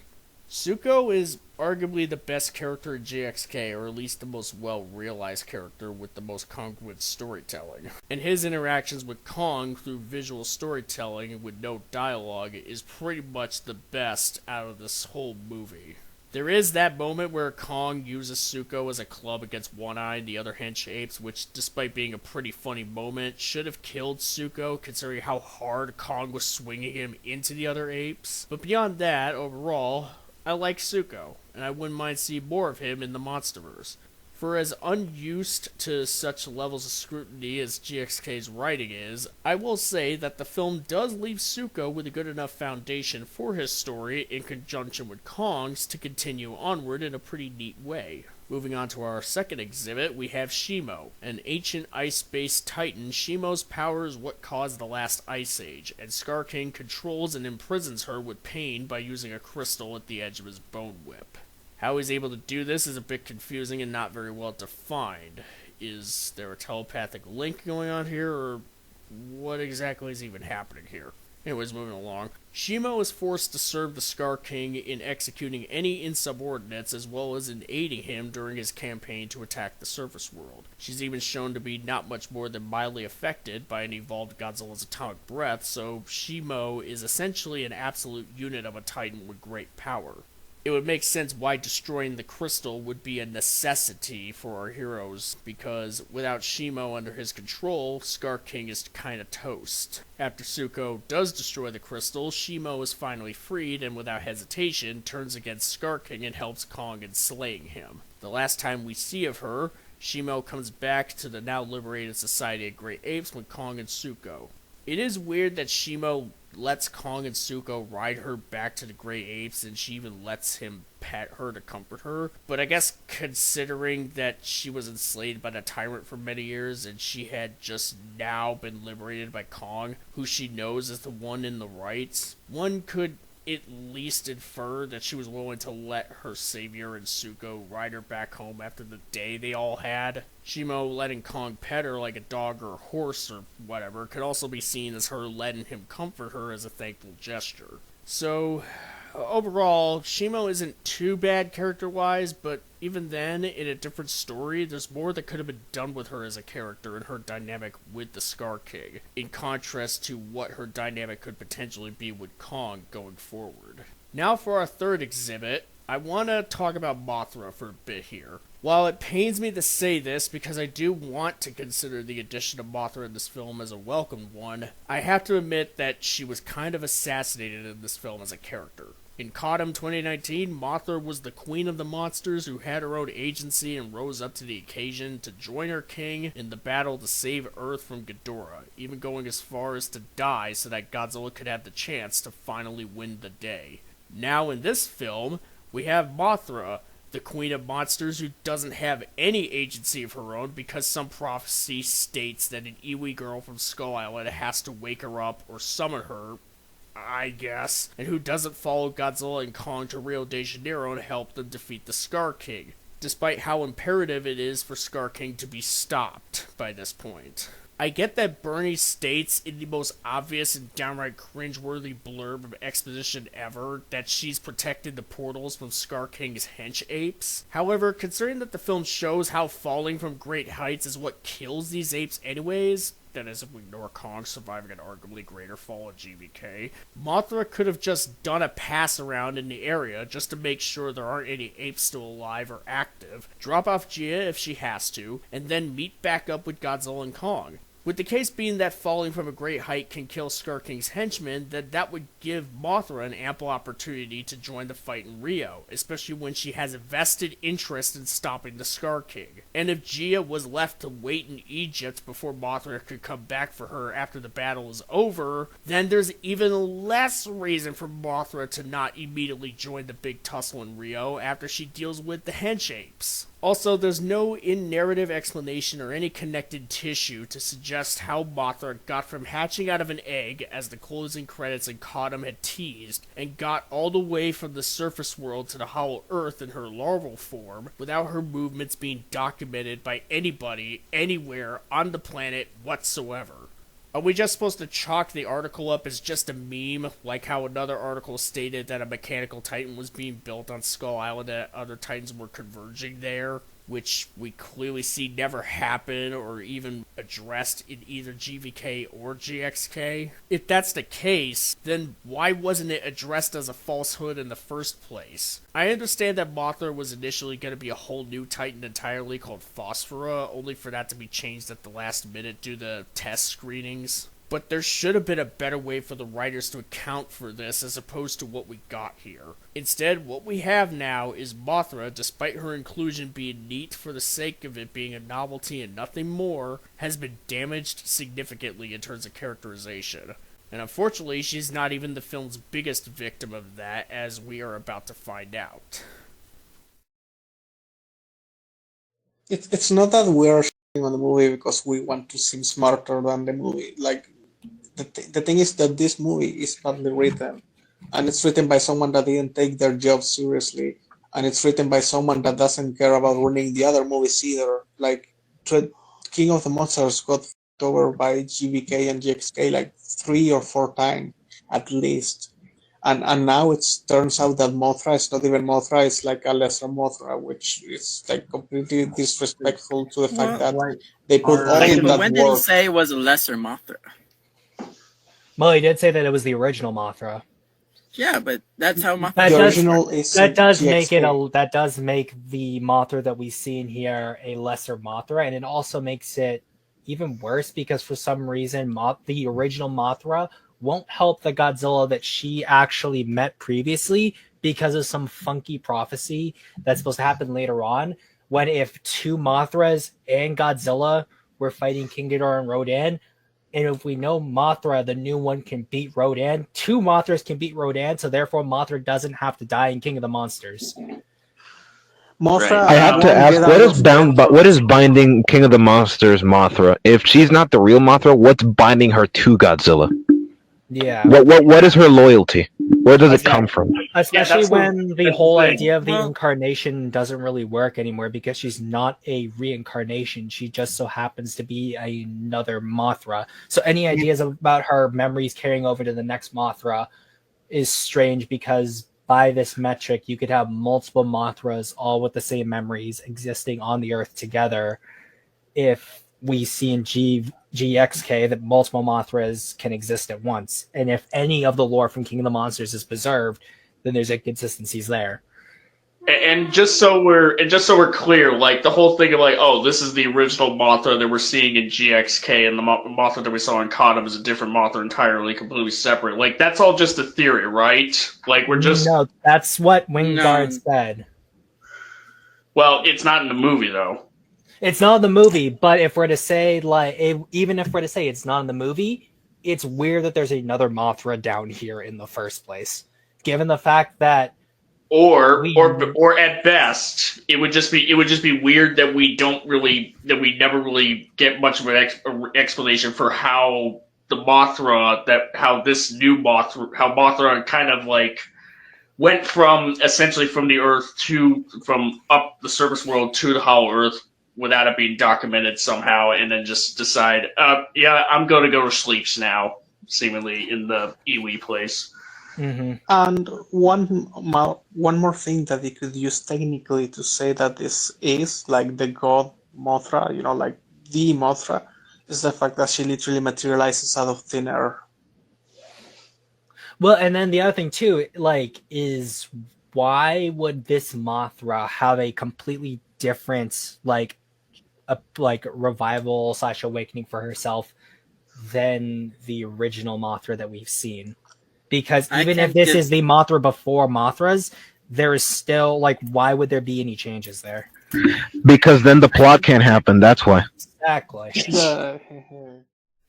Next up, on to what we could easily consider to be the main protagonist of the film, Kong. The film starts us off by showing Kong being a bit depressed due to his loneliness because as far as he knows, he's still the last of his kind. There's a nice little moment where Kong believes that he's hearing the roar of another ape when it turns out to be some weird frog creature mimicking his own roar, and is shown to be quite disappointed by finding that out. He then sits down and expresses sadness while moaning in pain from his newly broken tooth. He then gets his tooth replaced in Barbados and heads back into the Hollow Earth only to find the big hole in his hunting ground. So Kong proceeds to explore this newly made hole and discovers the subterranean realm, where he first meets Suko. Shocked to see another member of his species, he reaches out as a gesture for friendship, only for Suko to bite his hand and lead him into an ambush orchestrated by One Eye. After a brief tussle, Kong convinces Suko to start leading him to where the other apes are, and despite the little guy's second attempt to lure him into a death trap, Kong still spares Suko. To contrast what One Eye or even Skar King could have potentially have done to Suko if he tried to do the same thing to them. While eating some drowned viper meat, Kong recognizes that Suko is isolating himself. This isolation stems from Suko having been raised in a harsh and cruel setting under the Skar King's rule, where Suko came to fear him or any outsiders. Kong then offers some food to Suko, and the two then start to warm up to each other more, to the point where Suko eventually comes to accept Kong as a new father figure of sorts as the story progresses. After some more traveling, Kong then sees the Skar King's clan and how awfully the apes there are treated, to where he helps an older ape up on his feet after being kicked down for failing to hold onto a heavy boulder. Then we have the meme moment where a hench ape goes bananas essentially on Kong and seems to be reeing at him incoherently until Kong punches his lights out in response. This is essentially Kong's declaration of him not standing for the oppression that these apes are enduring, and so he then meets the Skar King himself, whom he has a confrontation with, which escalates into a fight after Skar King demonstrates a vicious act of cruelty towards Suko. Now, of course, Kong escapes after being overwhelmed by Shimo thanks to Suko, but not without contracting a bad case of frostbite thanks to the Icy Titan. Once he's reunited with his human friends, including but not limited to Gia, Kong gets the Beast Glove and then goes off to try to get Godzilla to follow him to the Hollow Earth. After a brief tussle in Egypt, Mothra is able to calm Godzilla down, so then Kong joins Mothra and Godzilla in fighting the Skar King and his forces. And after a great battle in Rio, which results in Suko freeing Shimo from the Skar King's control, Kong, with some help from the newly freed Shimo, was able to destroy the ape tyrant once and for all. The film ends with Kong returning to the clan with Shimo and Suko at his side and accepting his new role as, drumroll please, King Kong. The thematic core of GXK, or at least the most notable one, is about finding family and what constitutes a family/home for one looking for it. While Gia-'s story tries to elaborate on this thematic core, Kong's story is allowed more screen time where such elaboration is allowed to take place on his end. After being orphaned on Skull Island for many years, and even after finding a new home in the Hollow Earth, Kong still longs for a family, something to carry on for as opposed to just for his own survival. He then meets Suko, realizing that he's not the last of his kind after all, and the two of them form a bond where Kong finds himself being the positive role model that Suko never had up until now. Later on, he finds even more of his kind, but sees that they are all suffering under the rule of a cruel tyrant. This adds a sense of tragedy where, after having spent years longing for more of his kind, he finds it, only for them to be in a very bad way. So Kong finds himself becoming a savior for the other apes, and earning himself both a home and a family at long last. It's a rather strong foundation for a continuation in Kong's story in the MonsterVerse, to be sure, and there was potential for it to be well executed if not great. There's definitely still some flumps in the writing for Kong, though, I will say.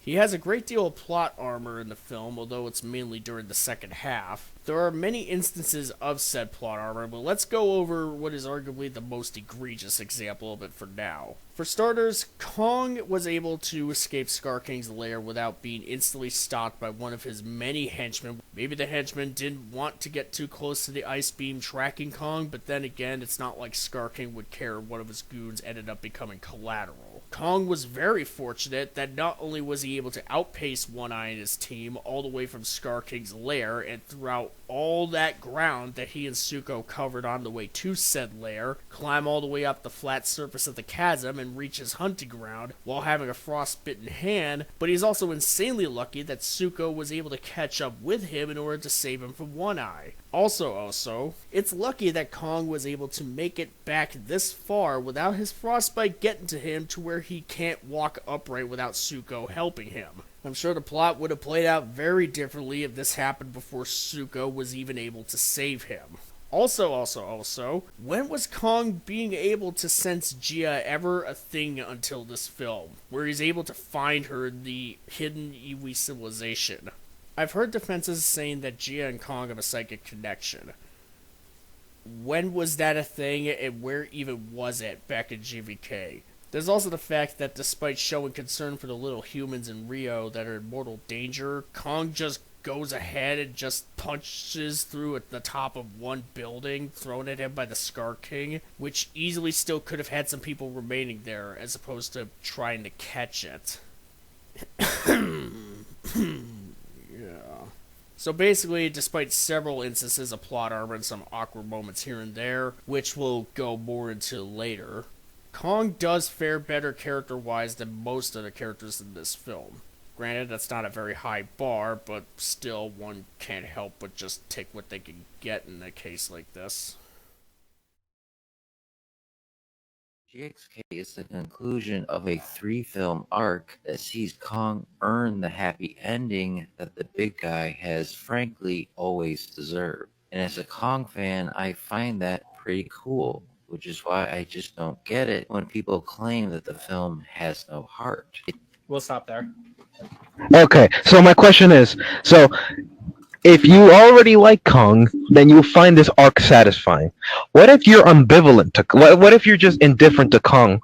Wouldn't the burden be on the movie to make you care about Kong? Because at that point, let's say you're like a newcomer who's never seen a single Godzilla movie. GXK is the first introduction to Kong that you've ever had, right? Wouldn't the burden be onto the movie's plot to make you care about Kong's character arc? If so, what has the movie done or provided to make the audience care? I actually agree with you on that to some extent. It's similar to like a example that I beat so much to the point of ad nauseum is the inclusion of Mothra.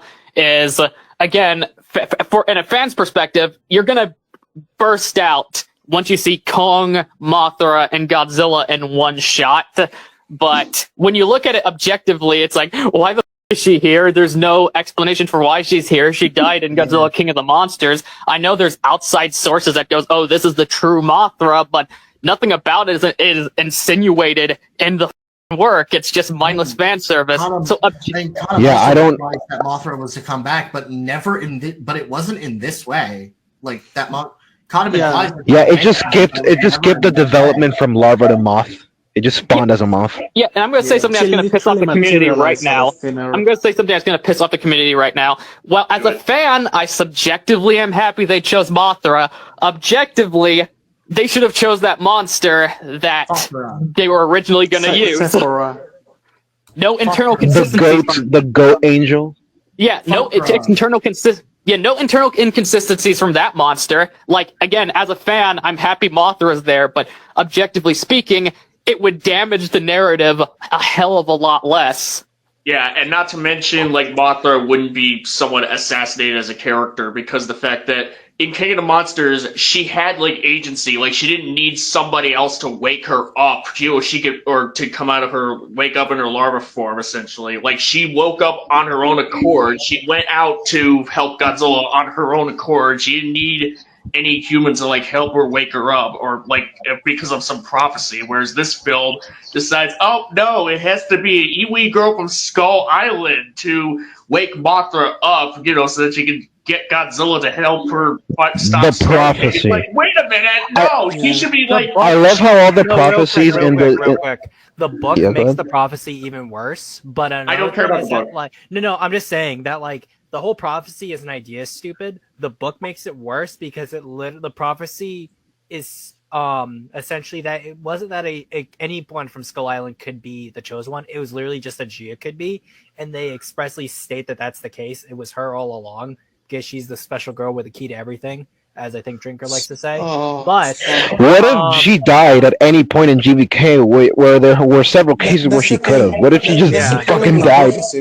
See, that's so that's the point, because then there's no point to anything. Exactly, like, if there's already fate, if she cannot die, then why do we care about anything? The thing is that, like, we already know the outcome. It's almost like there's no free will in the MonsterVerse. Like, there's no such thing as free. Oh my god, Zim! Like, no, real quick. The thing is that with a prophecy, you can have a story with a prophecy and free will still be involved, because ultimately there may be a somewhat predetermined outcome into how things may occur, but as long as the prophecy itself is vague enough, then you're allowed leeway into how the story progresses. The best example I can think of a prophecy in any medium would probably be Morrowind, with how it handles the Nerevarine prophecy, in the sense that almost all the trials that you succeed in doing as a Nerevarine are things that could have occurred by anyone, and anything else that makes you viable as the reborn Nerevarine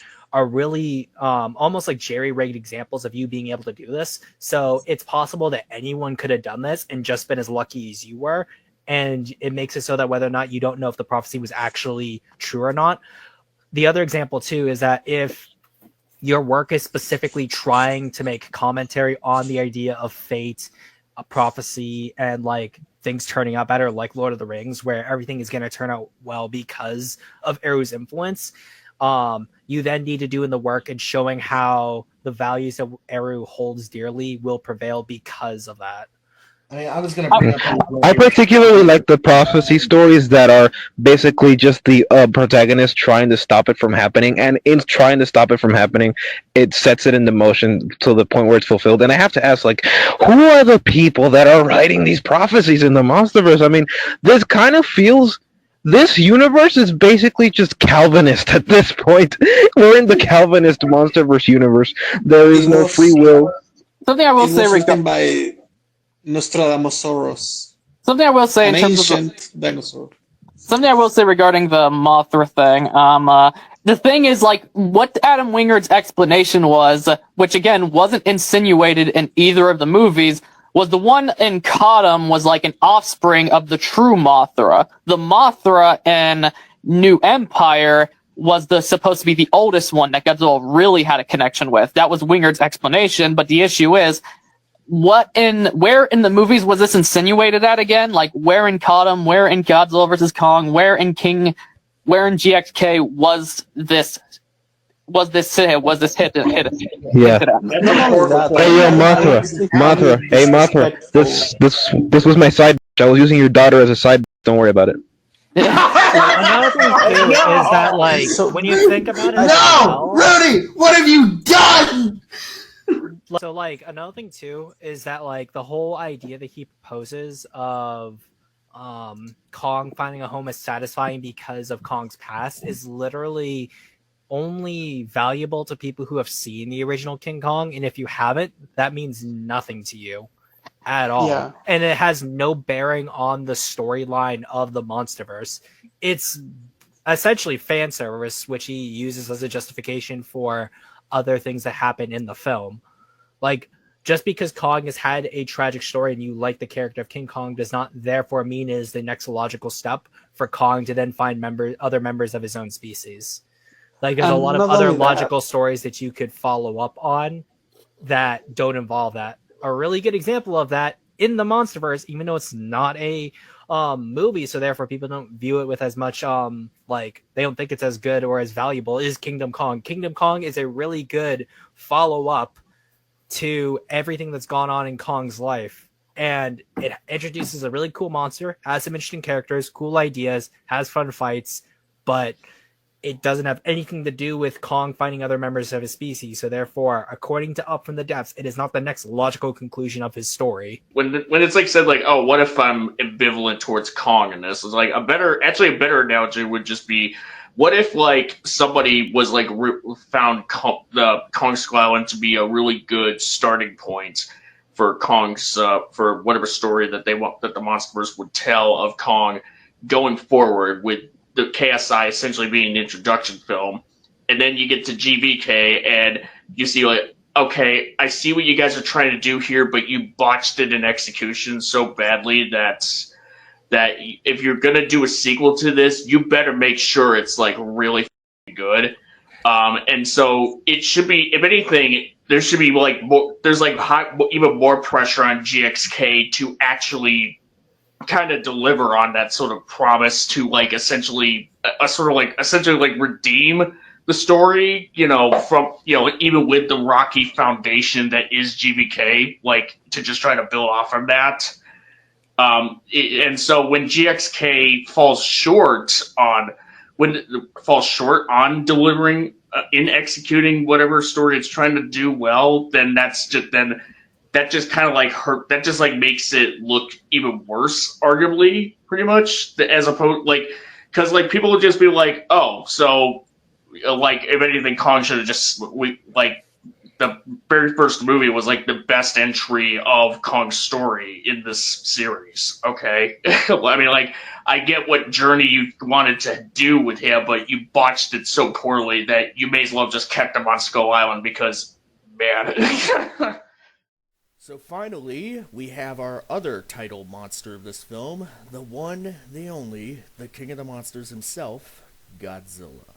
Okay, I'm just gonna go ahead and rip the band-aid off here. Godzilla has been assassinated as a character over the course of Adam Wingard's 2 MonsterVerse films. Granted, GVK did a lot of the damage throughout these 2 films, and GXK is essentially just reminding us of the new status quo for the Big G here, but still. I did previously defend Godzilla's behavior in GVK by stating that he was intent in eliminating the possible threat of Ghidorah returning in the form of Mechagodzilla, or an Alpha Titan like Kong being moved out of his habitat and potentially serving as a challenge to him at any cost, if not in a more ruthless manner than usual. Godzilla's characterization in GVK maintains how the Titan acts out of seeking to preserve balance in a natural order no matter what, as we were shown in Godzilla 2014 and King of the Monsters. Only this time it's shown as being more gray due to Godzilla attacking a human facility, seemingly out of nowhere on the surface, but in actuality out of a sense of duty to try to find what remains of Ghidorah and destroy it, as well as due to him pursuing Kong, who could potentially thwart his mission. The context presented in this film allows for Godzilla to be portrayed in a more ominous light, while still maintaining what he's really all about. Yeah, no, I don't really stand by much of what I just said there, so yeah, get that imposter out of here. However, even with that said, in Godzilla 2014 and Caught 'Em, the Big G never went out of his way to attack any military personnel that was shooting at him first, especially during the Golden Gate Bridge sequence, where he was getting shot at by the military on both sides, which resulted in him accidentally plowing through the bridge out of an instinctual need to escape the bombardments. And in Kotum, the only instances of collateral damage committed by Godzilla were accidental and either took place in empty or fully evacuated buildings, so there was no loss of human life by Godzilla's scaly hands, aside from possibly Emma Russell, but even then she was already dying anyways thanks to Ghidorah. And even when he did cause collateral damage which resulted in the potential loss of human life, it wasn't through malicious intent. But in GVK, we see him swat down fighter jets with his bare hands and annihilating several naval vessels, killing whole scores of military personnel who were all just doing their jobs. We also see him quickly rise up from underneath a bridge in Hong Kong and just plowing right through it, killing many innocent civilians. Which was something that he tried not to do in 2014 with the Golden Gate Bridge, but the only reason why that wasn't the case is because the water was too shallow there. Or at least that was the implication there. One could say that the water was also shallow underneath the bridge in Hong Kong back in GVK, but even then you would think Godzilla would have known better by this point. So, needless to say, even after Mechagodzilla's been dealt with, and even when there's a grain of truth in Eileen stating how lucky humanity is for having Godzilla fight the battles that they can't, we then have this film show Godzilla seemingly walking through Europe and all the way to Cadiz, despite being energized, causing tons of collateral damage and potentially countless lives, when all he had to do was to just swim around the whole of Europe and head straight to Tiamat's territory in the Arctic that way. Godzilla also undergoes a significant design change, for marketing purposes, during his quest to gear himself up for Skar King's return. This whole quest of his doesn't really line up with what we understand about the MonsterVerse's version of the Big G up to now. And that's because we never see him go out of his way to do this for either the Mutos or Ghidorah or Mechagodzilla, who are arguably just as urgent of threats, if not more so, than the Skar King. Considering he was nearly defeated by Skar King during their first battle, okay, let's go along with Godzilla needing to make a detour to power himself up. So he energizes himself in Montagnat, France, by destroying a nuclear power plant and sucking up the energy there, and he's at a point where he is pretty much at a similar level as his burning mode back in Kotum, except he's a lot more blue here as opposed to orange and red. Now here's the key difference, and this requires yet another tangent for me. In Kotum, Godzilla was dying thanks to the oxygen destroyer, so he needed to slowly rejuvenate himself back in his underwater lair. But time was of the essence, so Dr. Serizawa had to detonate a nuke right on Godzilla's face so that he could get an instant power boost. But thanks to this fast tracking, Godzilla was by this point on the verge of exploding like an atom bomb, meaning that he was about to lose control of his own immense destructive power and potentially dying in the process. However, once Ghidorah drops him from the sky, Godzilla had that energy knocked out of him essentially to where he was dying again. And it took Mothra sacrificing herself so that her power would be transferred to him to give him another much needed boost of energy. Not as strong as the nuke, but enough so that he wouldn't end up dying in case he were to go thermonuclear. This, as well as Emma Russell distracting Ghidorah, would then lead to Godzilla being powered up to where he was able to get back on his feet and in his burning mode, thus finishing the fight while also turning Boston into a wasteland due to his extreme heat. Now, in GXK, Godzilla does the big suck on a power plant in France so that he would be energized, and this is essentially a much more controlled version of his burning mode. So if Godzilla's burning mode was enough to destroy Ghidorah, who could self-regenerate, then surely a version of that, but with more control over his explosive outputs, would be more than enough for Skar King and his followers, who can't self-regenerate. I mean, Godzilla had to use 3 Mothra-imbued nuclear pulses in order to defeat Ghidorah, so 3 or less of the blue version of those pulses should do the trick on Skar King, who is just a lanky monkey. And even when we take Shimo into consideration, an energized Godzilla would still be able to kill Skar King and even free Shimo once the crystal on the whip is destroyed. Considering that Kong's axe, which isn't even supercharged, was enough to destroy the crystal, surely Godzilla giving a nice big nuclear pulse would do the trick as well, right? However, alas, instead of making his way to the Hollow Earth, since just because it's Kong's territory, Godzilla is still king of the monsters, so jurisdictions shouldn't really apply to him in this case. The Big G makes another detour to Cadiz for no reason, and heads to the Arctic to evict/kill Tiamat from an ice cap so that he can use the solar energy there to evolve. Which means he has to go into sleep mode for a bit before he can pop out of the ice with his new look. So much for that urgency, am I right?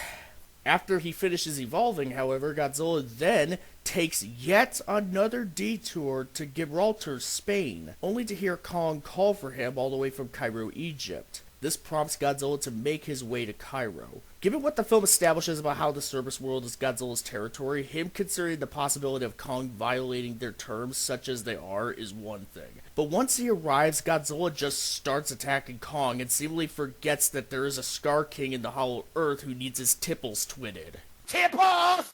Godzilla knows by this point that there's a big impending threat that's originating in the Hollow Earth that's about to pop out of there at any moment. So why is he so hyper-focused on Kong at this point when Kong is actively pointing him to the big glowing portal that's in plain view and trying to get him to understand that they both have the same goal in mind?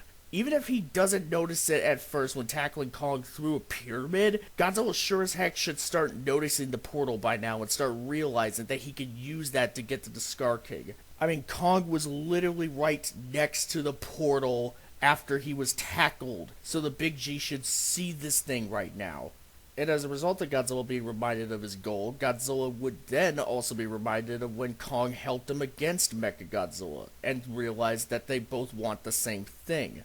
But nope, none of this happens because we have to have Godzilla and Kong fight each other for the sake of it, so Godzilla has to look stupid and petty at this moment in order to facilitate it. Also, without this fight, we won't have the payoff where Mothra appears to stop the fight and Gia talks with him telepathically, and we get the visual of the three icons of kaiju cinema sharing the screen together. I do appreciate the detail where Godzilla looks happy to see Mothra again since she sacrificed herself the last time he saw her, but good lord, we could have had this happen through another, more congruent manner, like, I don't know, have it to where Godzilla and Kong were fighting Skar King's forces in the Hollow Earth, and then Mothra chimes in to help, and Godzilla expresses some joy in seeing her again during the battle. We could even have the scene of Godzilla, Kong, and Mothra roaring to the heavens together in Rio as opposed to Egypt after they defeated Skar King. All that had to be done to tweak this is to just not have Gia go with Mothra to Egypt after waking her up. It would certainly fix the oh-so-perplexing plot hole where Gia can just survive going through a portal now without being in a heave. And I just realized that I went off topic, so let's go right ahead and get back on track here. So from then on, Godzilla joins Kong in fighting the Skar King, mainly just to balance things out so that Kong doesn't have to deal with both Shimo and Skar King on his own at the same time. And after Skar King's defeated, Godzilla shoots his atomic breath up to, I guess, essentially stopping the next ice age, which was caused by Shimo, who was still under control of Skar King at the time. And Godzilla's story pretty much just wraps up from there. I do appreciate the little detail of Godzilla sleeping in the Colosseum as a callback to how he slept around some ancient human architecture back in Kotum. Whether this was intentional or if the only inspiration for this was the director's cat sleeping in a cat bed is a bit up in the air at this point, but either way, it's a nice little detail here, and I personally find it to be amusing regardless. That being said, however, in the context of all the crazy crap that he was doing throughout this film, Godzilla should absolutely not be allowed to use the Colosseum as a cat bed whatsoever, even if he helped Kong in saving the world again. So, in short, look how they massacred my boy. No, that's just it. I got nothing more to say about Godzilla and how he was handled as a character here. And as for the likes of other more notable titans like Tiamat and Scylla, well, this next part's gonna be pretty quick, relatively speaking. Scylla just kind of serves as cannon fodder for Godzilla to have a brief fight against at the beginning of the film to bolster the point of the Big G handling various titan threats around the globe. And no, I'm not gonna reference the tie-in comic GXK The Hunted, which details why Scylla is attacking Rome in the first place, because references to outside sources have no place in the discussion on the film itself. I've said it before and I'll say it again, if it's not in the films and if it's in an outside source, whether it be a comic or novelization, it doesn't count. End of discussion. Anyways, moving on. Now, even with all that said, a Titan attacking Rome as a cold open for Godzilla's side of the story wouldn't be much of an issue if it wasn't for the fact that the Titan in this case is Scylla. She was shown to be hostile and caught him because of Ghidorah's alpha call. But after Ghidorah's been dealt with, she, along with the other Titans who arrived in Boston, recognized Godzilla as the king of the monsters, and she just joined the others in bowing down to him, or submitting, if you will. This is to state that Scylla would not actively wreak havoc and challenge Godzilla unless there was a good reason for her to do so. Unfortunately, and apparently, Scylla seems to be doing this for no reason. So all we're left with is that Scylla's character just got retconned so that we could have a fight with her and Godzilla where she gets brutally killed at the start of the film.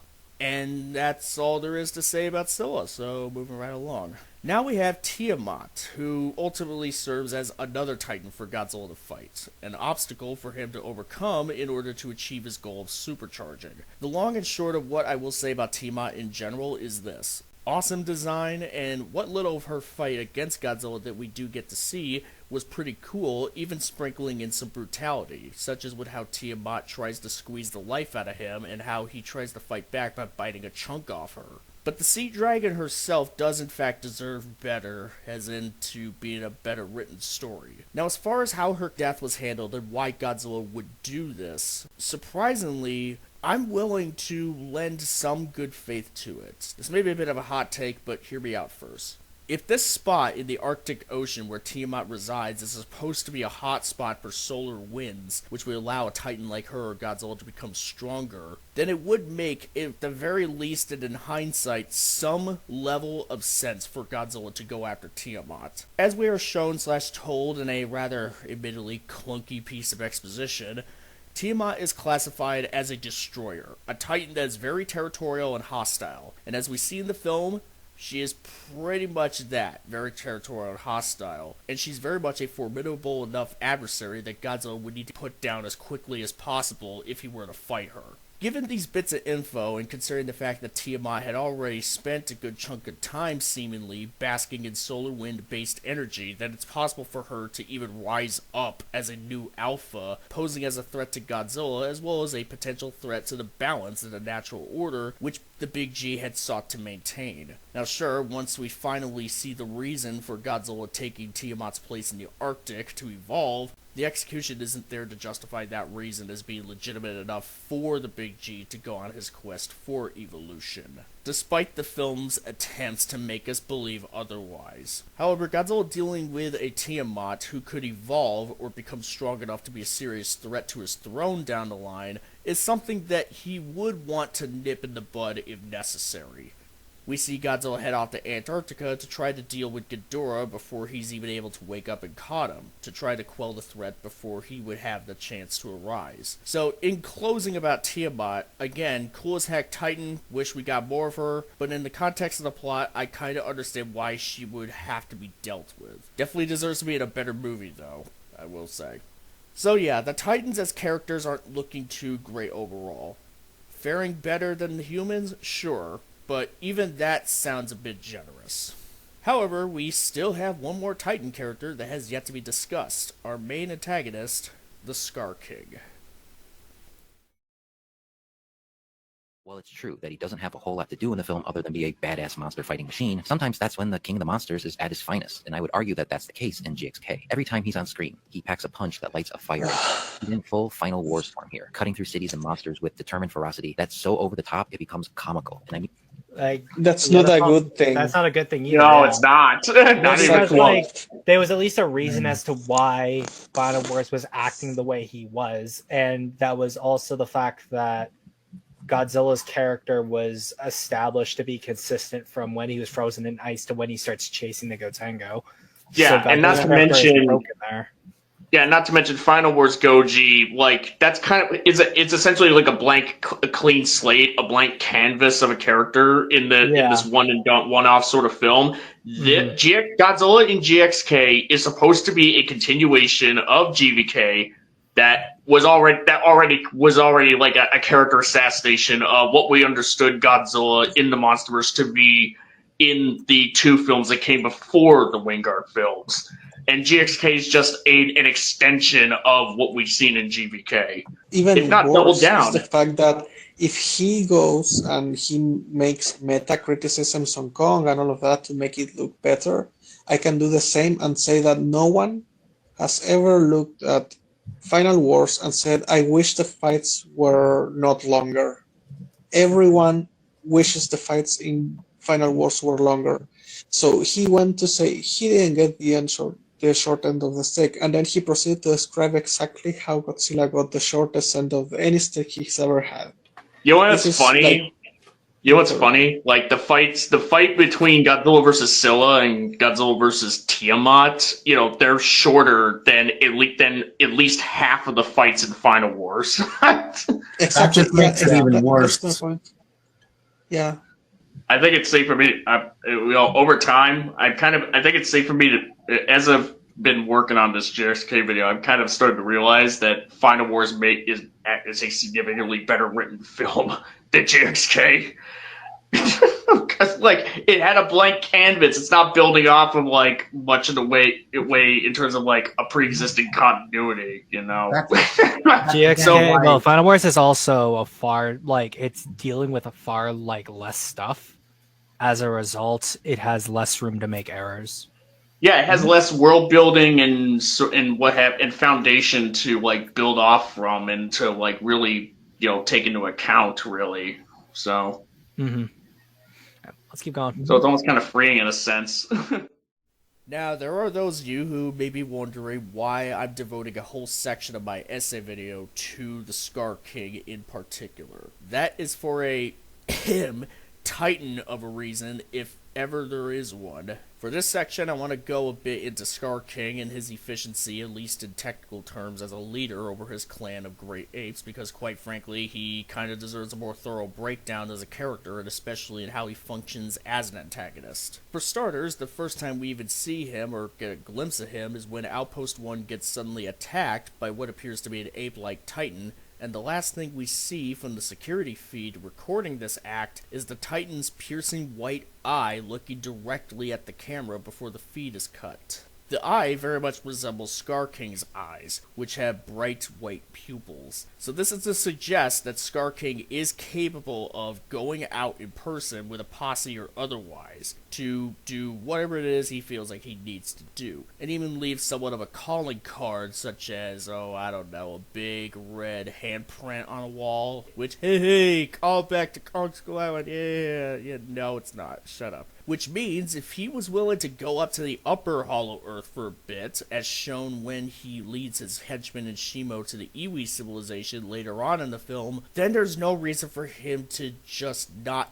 do this sooner in search for a portal without even needing to look for another Iwi civilization. I'm sure you guys can find a portal nearby from where you guys are getting out of the subterranean realm so that you guys can do your little conquest. It shouldn't be that hard, guys, come on.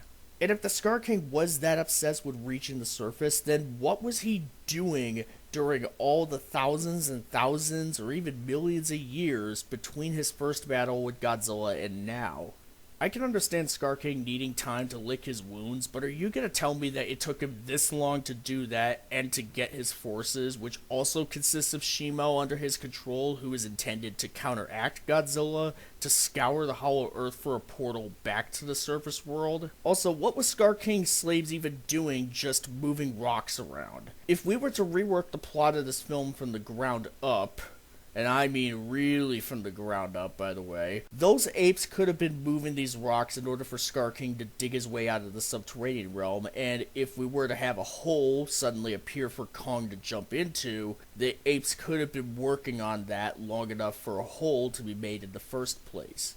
As convenient and coincidental it may even be, having Kong's hunting ground be where Godzilla buried Skar King and his forces in the subterranean realm, it pretty much could have worked. But since that's not the case, then this begs the question. What are these apes doing, and why is Skar King just having them move rocks around? What reason could there possibly be other than to show us immediately that Skar King's regime is evil because there are apes that are suffering as a result of being forced into monotonous, cruelly managed labor?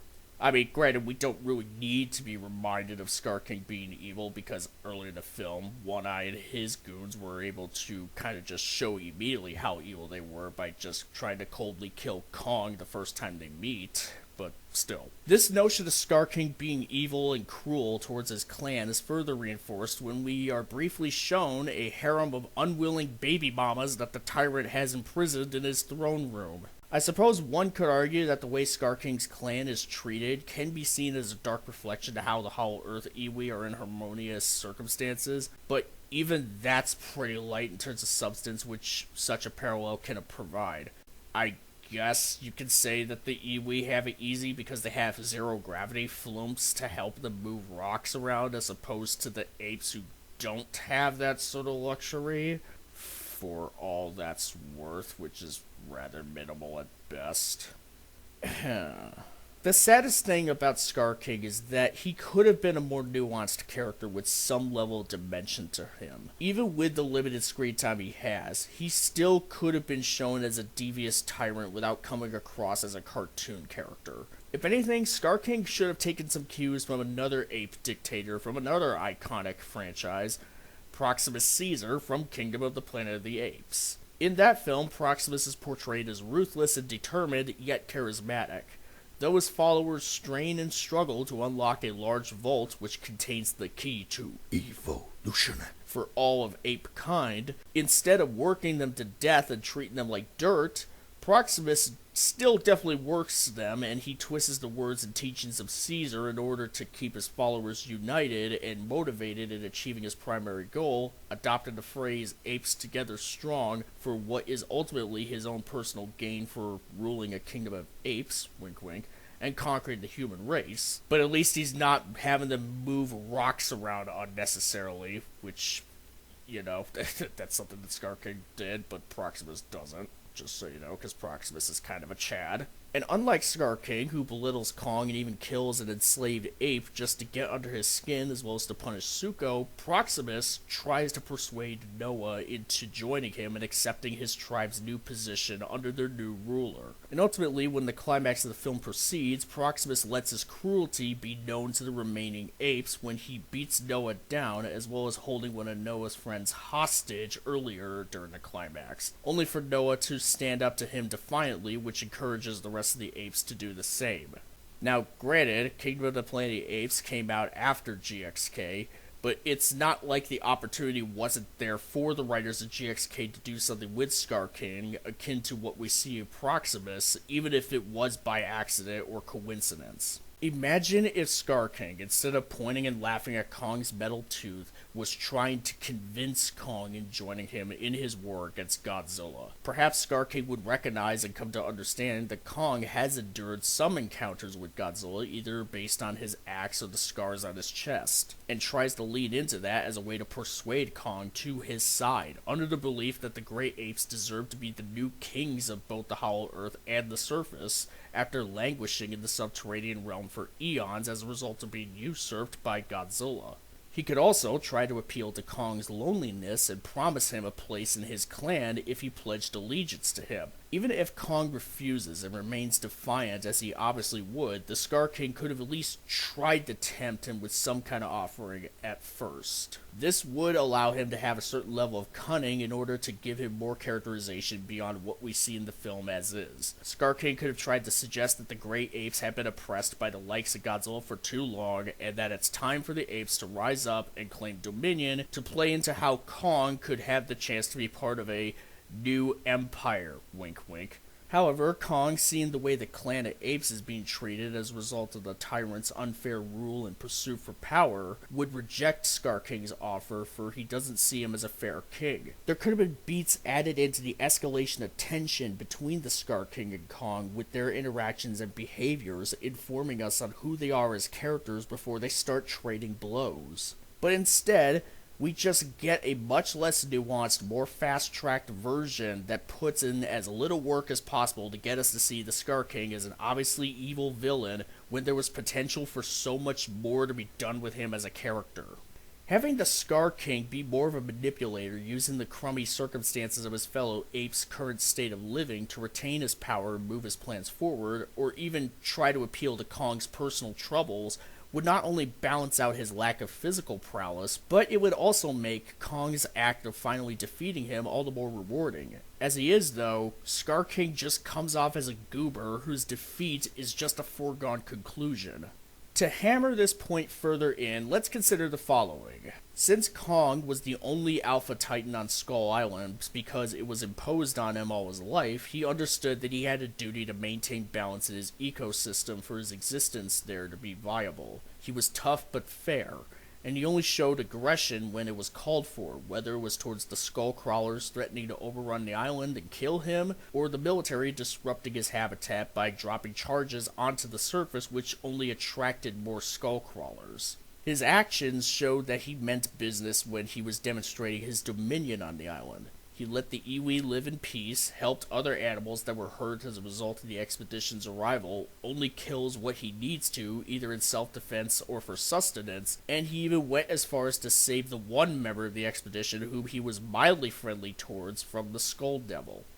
So, the idea of Kong facing off against what is essentially his antithesis, a tyrant who cruelly asserts his power in order to lead a campaign to conquer the surface world, power which he never earned to begin with, could have worked rather well. In fact, whether it was intentional or not, we even see some visual parallels between Kong and Skar King, such as in how the two of them each sat in their respective thrones. In GVK, we saw Kong sitting upon the throne where he found his axe with reverence for the past and for his ancestors, and doing so in a dignified and graceful posture, while in GXK, Skar King just looks to be lounging in his throne room and showing disregard and indecency towards his fellow apes, appearing as a mockery to the legacy of his kind. So it's not like the Skar King had no chance of being a compelling villain because some of the ingredients were right there to make him so much more. Unfortunately, the execution is just not there, and not even those few elements of potential are enough to salvage him. So overall, the Skar King is such a flat-out lame villain that it just makes me wonder how anyone could take him as a serious threat if not for the fact that he has Shimo under his control. In fact, I find the discourse surrounding this character to be both fascinating and frustrating. There is a certain contingent of fans out there who think that Skar King is a great villain for the MonsterVerse, if not the best villain in it. To those people, I have to ask, why? I hear people defend him and say he's such a great villain because he has a personality. I mean, sure, but so did Ghidorah. Heck, even when Ghidorah possesses Mechagodzilla in GVK, he had a personality there. So even that defense with Skar King doesn't quite hold up because he isn't too special in that field. At this point, I'll more than gladly conclude that King Ghidorah from Kodum is the best monster villain in the MonsterVerse, easily. For one thing, Ghidorah was able to give Godzilla a run for his money, and the film goes out of its way to show that, apart from Godzilla getting the drop on him at sea, as well as when the Big G went into burning mode, showing that Ghidorah was a formidable threat. It took the combined efforts of Godzilla, Mothra, and Monarch / the military to even be able to stand up to him, and even then their victory wasn't without immense sacrifice. Now if we look at the Skar King for comparison's sake, yeah, no, sorry folks, but if the backstory for the Skar King's initial defeat was anything to go by, then Godzilla alone would have been enough to deal with his resurgence. All Godzilla has to do is blast Skar King and his followers into smithereens with his atomic breath, or even just skip the evolved part of his journey and just go as his energized self. And even when we take Shimo into account, all Godzilla has to do is destroy the crystal, and she's basically no longer a threat to him after that. Not to mention, unlike Skar King, who could have just had his followers dig themselves out of their prison and get onto looking for a portal with nothing but time on their side, thousands and thousands of years worth of time, I might add, Ghidorah was imprisoned to the point where he was literally frozen in time until the events of Kodum. Ghidorah actually had an excuse for why he couldn't just conquer the world like he wanted to, where Skar King was an idiot whom the film isn't aware is an idiot, who had what seemed to be all the time in the world to literally get himself and his forces out of the subterranean realm and finish what they started. And again, it's not like we had to settle for the Skar King being written this way. As I previously highlighted, the potential for him as a character was all there, and even in reach, but it was squandered, and instead he's just relegated to being an evil tyrant who deserves comeuppance and nothing more. So, needless to say, just demand better, folks. Please.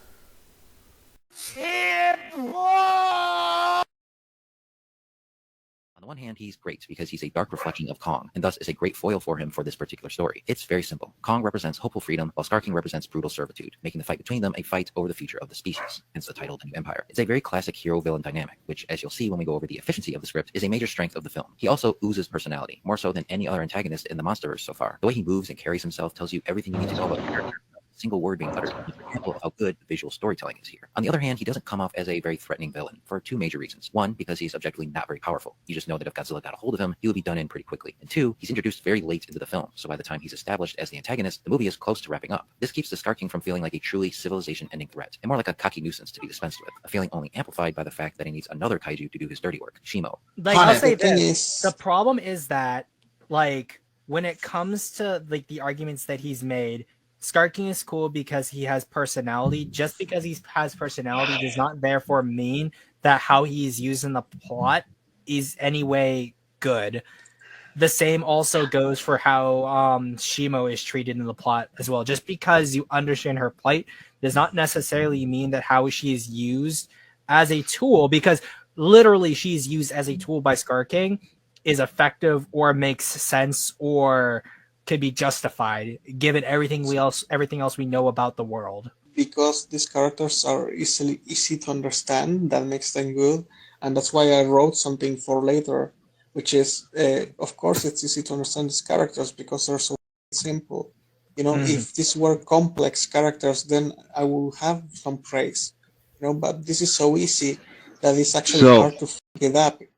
So now when it comes to the action sequences in GXK, the spectacle, if I may call it, is arguably one of the strong points in the film. Sadly, however, there's still some issues to be found even within them, especially in the context of how they function in the greater narrative. I mean, I can only speak for myself and say that it is admittedly pretty entertaining to see Godzilla and Kong team up and do battle with Skar King and Shimo from the standpoint of it being kaiju-oriented spectacle, and it is a nice novelty to see Godzilla, Kong, and Mothra on screen together, even if how we got there and if certain bits of writing afterwards could use some significant improvement.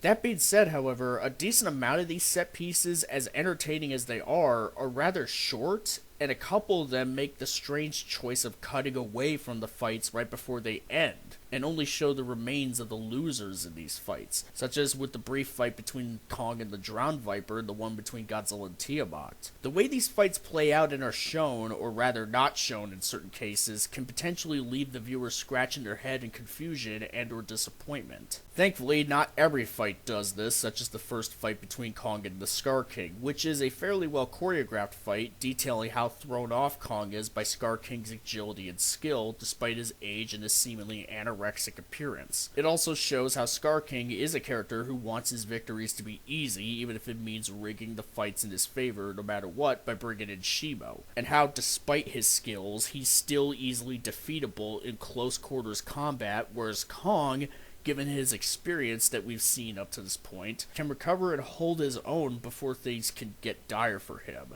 Granted, how this fight starts requires the environment to be altered suddenly, where one spot goes from having no lava pit, aside from the one that Shimo was imprisoned in, to one suddenly popping up so that Skar King can kick Gnarled Finger into, as a way to punish Suko and gold Kong into his fight, to the pit being absent all over again right afterwards. Seriously, they couldn't have this moment happen at the main lava pit instead?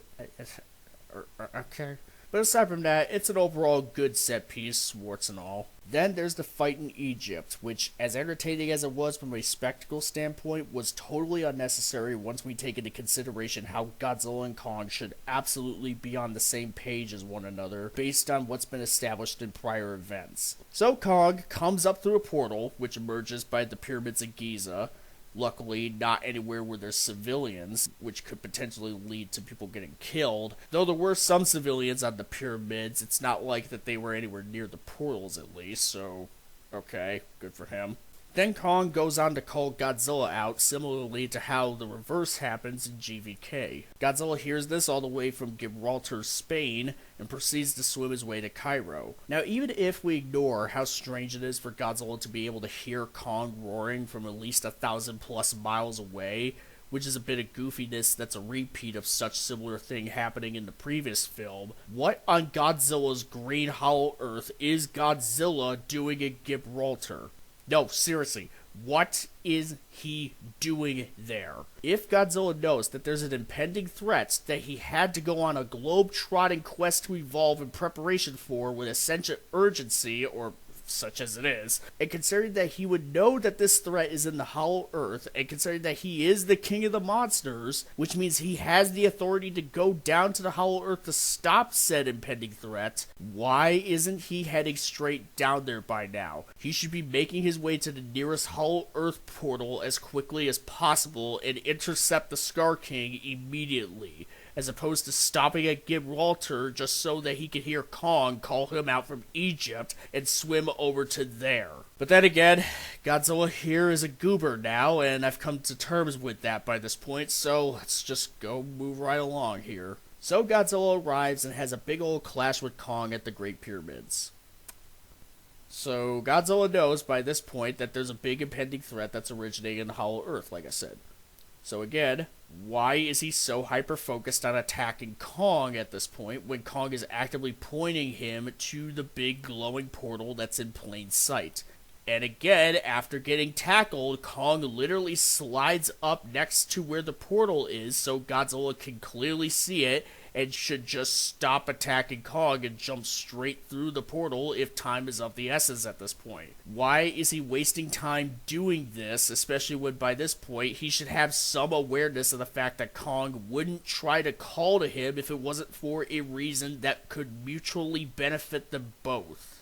Godzilla literally witnessed Kong risking his life to save him from Mechagodzilla in the last film, so why would Godzilla not have a clue that Kong is just trying to guide him to the portal at this point? Is Godzilla just stupid now? Stupid to the point where it takes Mothra telling him that the sun's getting real low, like what Black Widow does when she calms the Hulk down in Age of Ultron?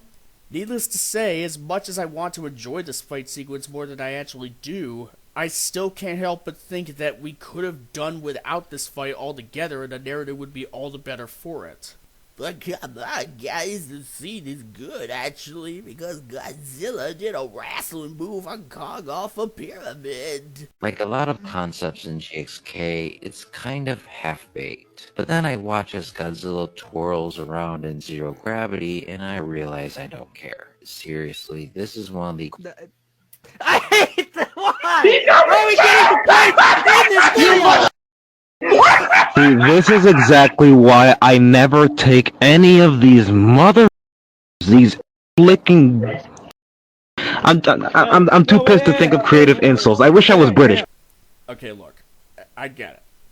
Godzilla suplexing Kong off of a pyramid is a funny, entertaining visual. I agree that it's a fun little moment for the tone that the film wants to go for. But really, guys, are we just gonna ignore the incongruent storytelling just because something looks cool or fun?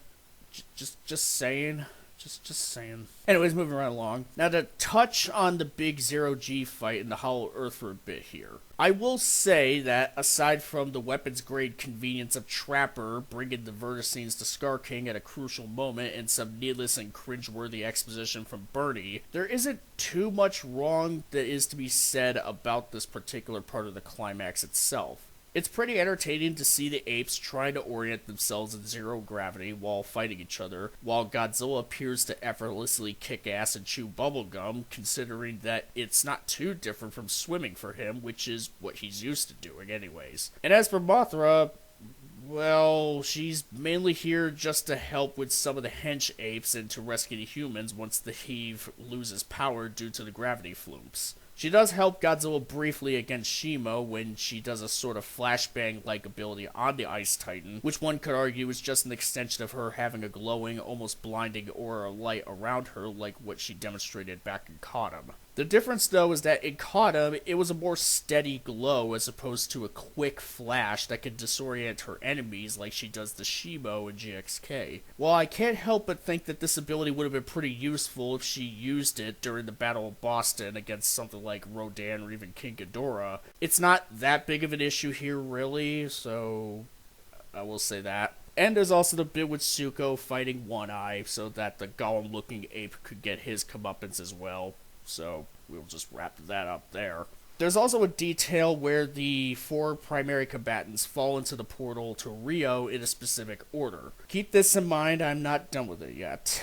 So overall, the Zero-G fight is pretty neat, but even it's not without its share of tisms. Now onto the final battle in Rio, which is where the real fun begins. I already mentioned how Mothra should have been in Rio with Godzilla and Kong during this part of the climax, and that would have altered how it would play out pretty significantly, but there's other things going on here that are worth addressing. For starters, right before arriving in Rio, the 4 combatants fall through the portal in this particular order. Skar King, then Godzilla diving head first, then Shimo, and then finally Kong after a brief delay when he tries to slow his fall down with his axe. Okay, now that we established that, let's take a look at the order of when these titans pop out into Rio.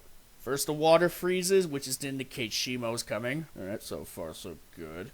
Then Skar King and Shimo both pop out at the same time. No Godzilla or Kong in sight yet. Then these two start the Rain of Terror on Rio, killing a whole bunch of people as well. At least Shimo does. Skar King lands on the beach, and luckily, miraculously, all the civilians there ran out of the way. I guess they got used to it at this point. It's like, hey, if we're gonna go to a beach in a Titan-infested world, we may as well just be ready just in case something weird happens, and, well, yeah, I mean, sure, the waves at the hot summer beach or summer-like beach in Rio pretty much froze up, so I guess that constitutes weird. Would make sense if people were to start to just run away immediately, so, you know, just in case, sure. Okay. But then after much delay, right after Shimo starts shooting an ice beam up to the sky, potentially starting another ice age that is to come should it be left unchecked, Kong suddenly appears right near Skar King to give him a big old punch in the face.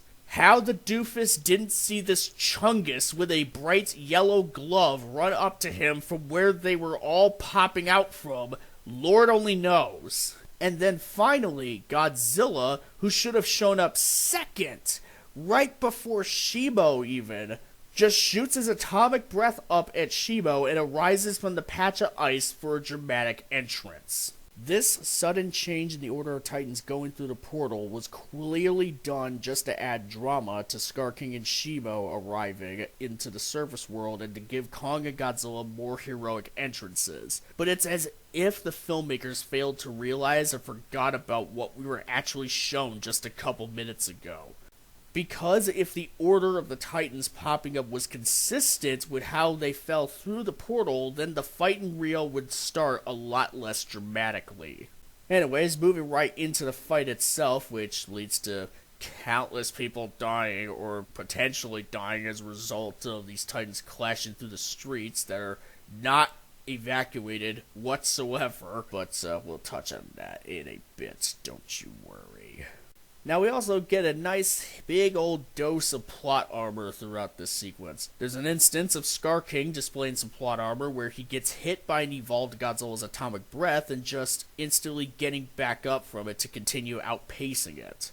This is interesting because, setting aside his plot armor in GVK, even Kong seemed to have been much more discombobulated by a pre-evolved Godzilla's atomic breath back in Hong Kong, and Kong has been shown to be objectively a better, more resilient fighter than Skar King. Now, to bring back around to Kong having extra plot armor beyond earlier in the film when he had the frostbite, this is where the payoff is at, folks. We also see Kong displaying some more crazy plot armor during this sequence, which pertains to Shimo's ice breath being inconsistent in terms of powers suddenly. For the most part, the freezing which comes as a result of Shimo's ice breath happens almost instantaneously. Whether it's on the crystal iwi pyramids, on Kong's axe, and even going down to Kong's hand, on Skar King, or even on an evolved Godzilla. However, when Shimo uses her ice breath on Kong, he blocks it with his beast glove, and now the freezing just seems to be taking a really long time to even start to approach and making contact with Kong's arm proper. If the ice breath did to Kong during the scene the way it's shown to do in every other instance of its usage, before Godzilla could even have a chance to intervene, Kong would be dead. Not to mention, and once again, we can see that a direct hit from Kong's axe is enough to destroy the crystal controlling Shimo. So why wouldn't Godzilla's atomic breath do it? Kong's axe isn't even technically charged up or empowered with Godzilla's atomic energy, yet it was able to destroy the crystal anyways. So if an evolved Godzilla is aware that Shimo is being controlled by Skar King, and he knows that Skar King is jumping through hoops to get that crystal. In fact, Godzilla even so much as made a note to destroy the whip just to get the crystal off of it after he took it away from Skar King. Then maybe, just maybe, the Big She should try hitting that thing with his evolved atomic breath. Just a thought worth considering. I also find it pretty amusing, ironically so, that Kong just chuckles at Skar King having lost a tooth after being made fun of for his own metal tooth early in the film, when Skar King just spits it into a city block where several people could have been killed. Just a thought. So yeah, as much as I can admit to enjoying the visuals of a 2-on-2 monster battle in Rio as nothing more than pure spectacle, I can't deny that there's quite a bit wrong in terms of how the concept of cause and effect is handled throughout this sequence. Several instances of plot armor, a noticeable lack of Mothra, who, again, by all accounts, should be here given our general understanding of this interpretation of her character, and certain decisions not being made that would turn the tide completely when the opportunity was right there. And in terms of the fight sequences in general, despite the filmmakers' efforts to make them seem as if the monsters are still Titan-sized, the sense of scale that we had in past MonsterVerse films is just not present here. When you watch something like Godzilla 2014 or King of the Monsters, where you have several battles that take place in cities, you get the sense of how huge the Titans are and how booming each footstep or hit they take really are. Heck, even Kong Skull Island, despite being primarily set on an isolated island with no cityscapes whatsoever, the way that Kong moved and the way he was shot still makes him look huge and have a lot of weight and oomph in everything he does, despite him not even being fully grown as of the events of that film. Kong in that film could get away with doing things like jumping around from mountain to mountain and throwing skull crawlers around, but the way those moments were directed still retained the sense of weight, power, and scale of such things occurring.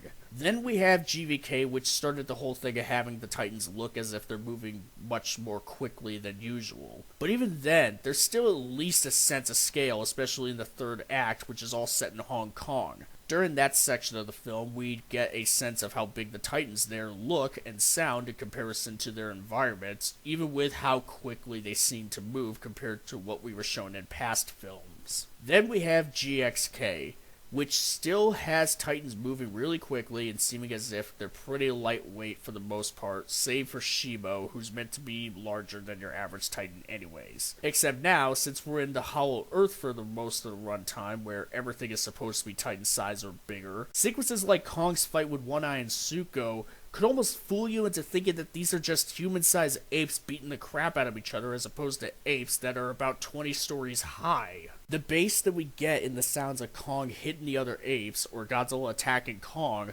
or the two fighting Skar King and Shimo, is all that is trying to sell us that these are meant to be larger-than-life creatures clashing with one another. Because all in the while, we have moments like Godzilla straight up jumping onto Scylla or tackling Kong through a pyramid in a way where they're both off their feet, despite the Big G being such a chungus, or at least supposedly having so much body mass, even in his evolved form, that such jumping around shouldn't even be physically possible for him to do. Aside from some moments in Egypt, and aside from the big battle in Rio, the sense of scale is just not there now. Not only that, but even when we set aside the fight sequences, the film's sense of scale is just so lacking, and it only gets worse when we consider the fact that at one point, Kong and Suko used the skeleton of what was once an absolute chungus of a titan as a bridge to get to Skar King's lair.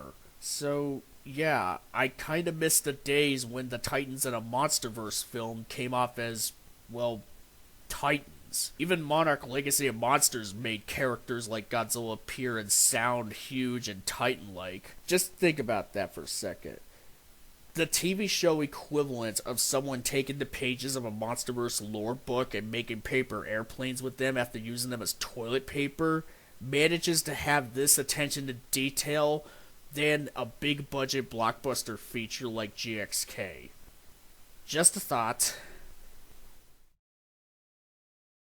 So, we've talked quite a bit about the action sequences in GXK, which are overall pretty entertaining from the standpoint of being action-packed spectacle, yet are still riddled with tisms that have bled into them from pretty much everything else around them. But now, let's have a chat about all the collateral damage and potential death toll that's accumulated in this film.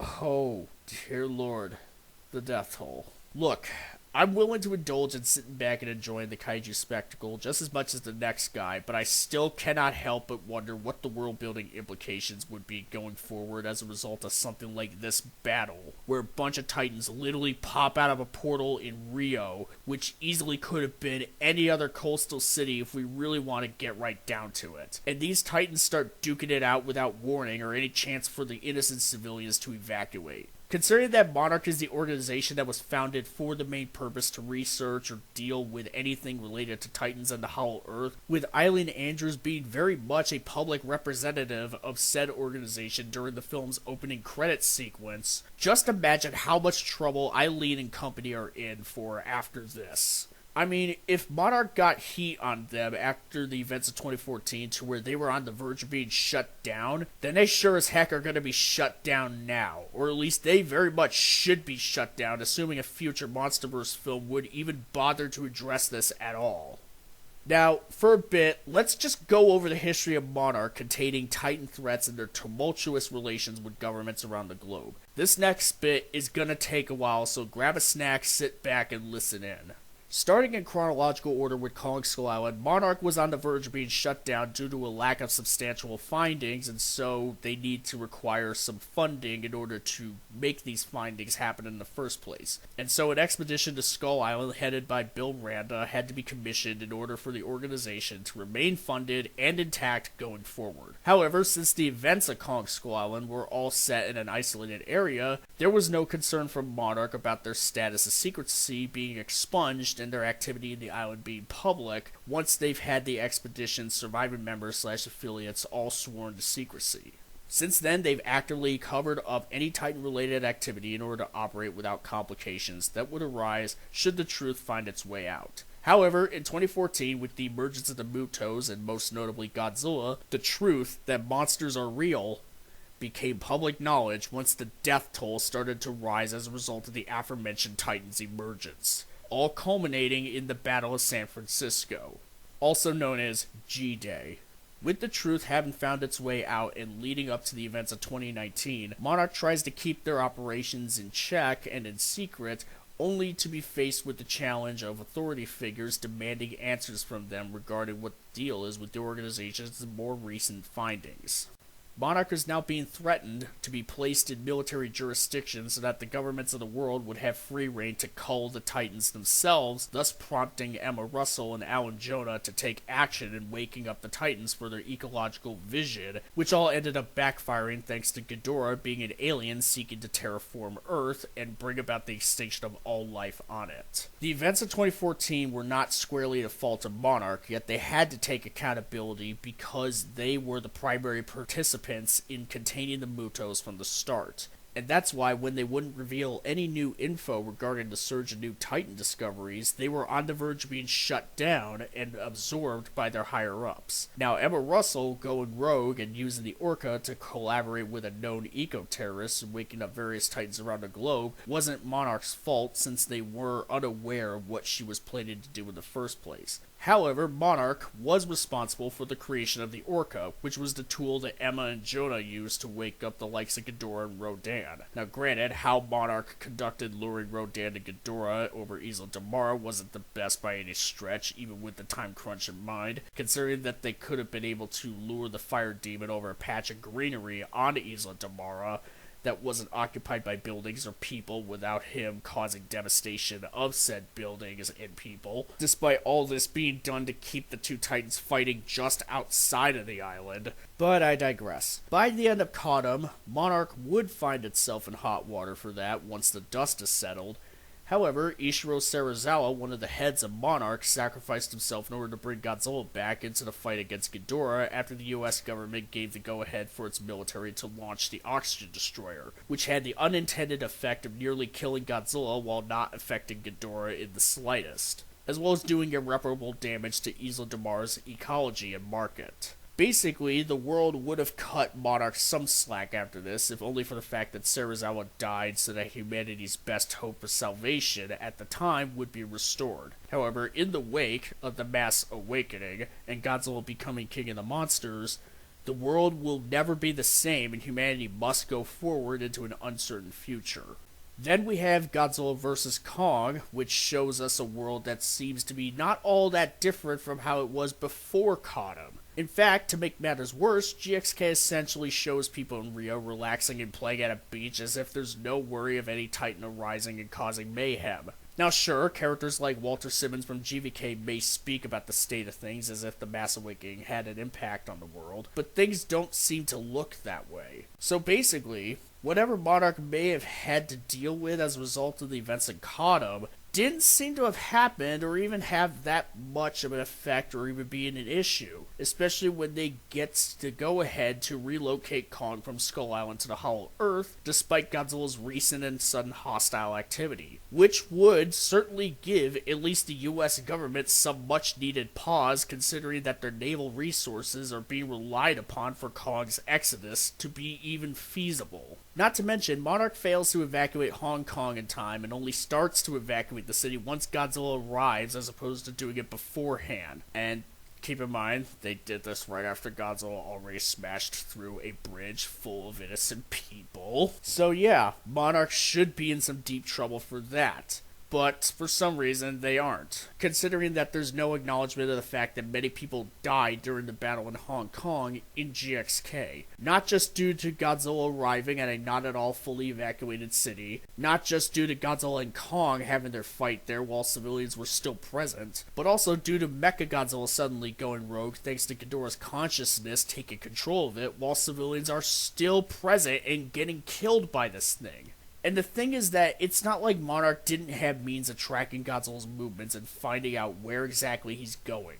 If Godzilla's trajectory was able to be tracked all the way to San Francisco back in 2014, before the big tech boom that Monarch and the military would go on to get in 2019, then Monarch sure as heck should be able to know exactly where Godzilla is going in GVK, and be able to do so far enough ahead of time to have the process of evacuation start in Hong Kong before Godzilla even sets foot in there. Especially considering that such activity to track Godzilla was also carried over from Codum. Now, once the dust settles in Hong Kong, Monarch should totally take the blame for their poor and downright pathetic conduct in evacuating the city, if one could even call it an attempt in doing so. But, to steelman GVK somewhat here, or at least Monarch's involvement in the film's plot, Apex's true intentions for helping Monarch and bringing Kong to the Hollow Earth was shown to result in the insanity which took place in Hong Kong. So, Monarch should get in trouble down the line for the first point, but maybe not so much the second. Maybe. And even then, it's already pretty shaky.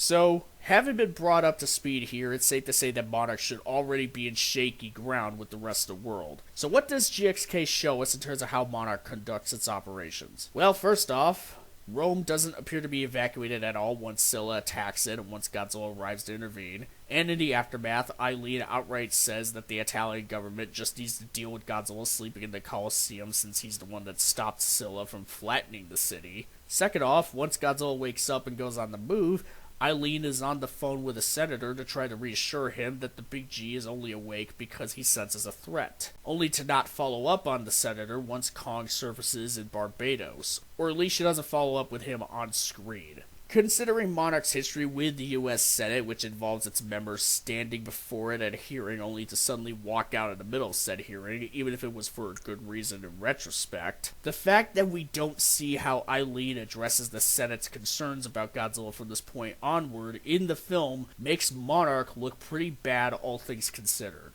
Third, Godzilla attacks the nuclear plant in France, so one can only hope that the town around there was evacuated before Godzilla could start devastating it. Again, we're still wondering if Eileen's reassurances to that senator actually did work, or if they're still up in the air, or if they were followed up on by Director Hampton or whoever. Fourth, an energized Godzilla trudges through what seems to be a not at all fully evacuated Cadiz, literally leaving scorched earth in his wake to where certain military personnel outright state that they can't get any closer because of the immensely hot radiation that Godzilla is exuding. So, yeah, this is absolutely Monarch's fault. Like, this is actually inexcusable. Why wasn't Cadiz evacuated by this point? Or heck, if Godzilla was walking all the way from Montagnat, France to Cadiz, Spain, and not swimming around it, then was any part of Europe within Godzilla's vicinity fully evacuated at this point? Did Monarch even bother? That's what I'd like to know. Which also begs the question of, if there's such a sense of urgency for Godzilla to get powered up and evolved, why didn't he just swim away from France and around Europe in order to get to the Arctic? In order to evolve, like I said. So needless to say, the logistics there simply don't make any sense, but anyways, moving right along. What we see of the newly energized Godzilla is that he's not too far off from his burning form in Kotum, which means that a whole bunch of people either got melted like Emma at the end of Kotum, or got burnt or radiated to the point of no return. Even though the surrounding area isn't literally melting around him, we're still seeing a path of scorched earth being left behind by Godzilla, and we're seeing people who are in his midst to where it should be more than safe to assume that people are dying in Cadiz. And it seems that Monarch didn't even try to evacuate it. So this organization ain't looking too good, I gotta say. Following that, Godzilla goes to the Arctic to evolve, so no civilians to worry about there. Thankfully. Then, after evolving, Godzilla goes to Gibraltar, and once again, the city is not evacuated. In fact, if anything, we see people taking pictures of Godzilla on a mountain before he dives into the ocean. That dive then results in a huge splash, which means a huge wave incoming towards Gibraltar. So if that city isn't evacuated, then we seem to have ourselves a repeat of what happened to Honolulu in 2014, or at least potentially so. Then, Godzilla goes to Cairo, where Kong is. Once again, city not evacuated, nor does it even seem to be in the process of evacuation, even with the consideration of Kong having suddenly appeared from underground, which should have already raised some alarms. Even if we are to see that the casualty count in Cairo is minimal at worst, that's still going to make Monarch, more specifically Eileen Andrews, look really bad, because now the world is going to find out that there are several undocumented Hollow Earth portals across the globe, and cities like Cairo and Rio de Janeiro were never warned about any of this, or the possibility of Titans popping out of them. Considering how downright haphazardly Monarch has been in their methods of evacuation, or lack thereof, as seen throughout this film, there is no reason for any government in the world to not want the organization's head on a platter at this point. Especially after what occurs in Rio. Several buildings in Rio were destroyed that were obviously not fully evacuated because of how quickly and suddenly Godzilla, Kong, Shimo, and Skar King showed up. Shimo shoots her ice breath at a whole row of buildings. Godzilla's tail, albeit unintentionally, swings into several more buildings. Skar King and other titans are thrown into several buildings and several city streets. Godzilla plows through a whole building just to tackle Shimo and tackles her into some more buildings. Later on, Skar King throws the top of one building with his whip, only for Kong to punch through that building's top in self-defense, and a whole section of the city gets obliterated by Godzilla when he's trying to shoot Skar King down with his atomic breath.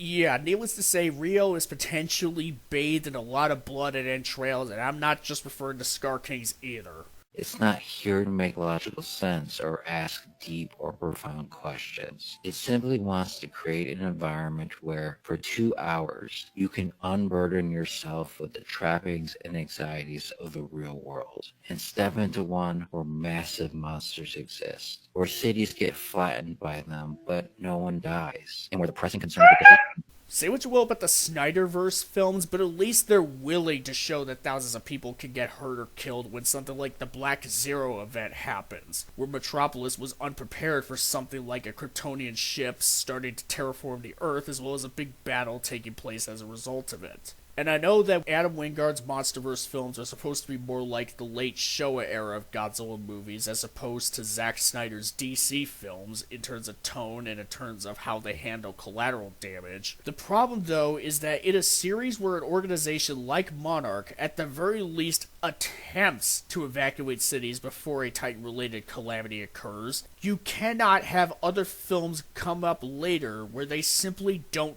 do it, or do so in such an inept way that it's borderline experimental. Basically, you know, like if there was an equivalent to character assassination for an entire organization with a mission statement, then GXK most certainly did that for Monarch. GVK planted the seeds and watered them, and then GXK just injected those seeds with G cells, and now we have this horrific Biollante-like beast of a world-building problem regarding Monarch here, that will most certainly bleed into whatever stories that are to come, unless the next MonsterVerse film pulls a Captain America Civil War and has this crazy level of incompetence being addressed to where the organization is held accountable, and maybe even cut down significantly in power and prominence. In the context of the world in the MonsterVerse, and given our understanding of Monarch's relations with the rest of the world, according to GXK, everything that has happened from Godzilla's fight with Scylla and his trudging through Cadiz to his fight with Kong in Egypt and the big battle in Rio should be deemed as inexcusable, to the point where the United Nations, or whatever's the equivalent there, should present Monarch with something like the Rio de Janeiro Accords, where from there on, Monarch will absolutely have to be forced into supervision by any participating parties going forward so that nothing like Rio would ever be allowed to happen again. Remember that station in Barbados that can actually create portals to the Hollow Earth? Yeah, forget about that. That stuff's getting taken down. And yeah, remember the whole thing about Monarch being under military jurisdiction? Well, yeah, now that's going to be happening for reals and potentially permanently this time. Now, I'm well aware that Rio getting suddenly attacked without warning isn't so much an issue with GXK itself, but the problem with it stems from how the next film or any other entry is going to address this going forward.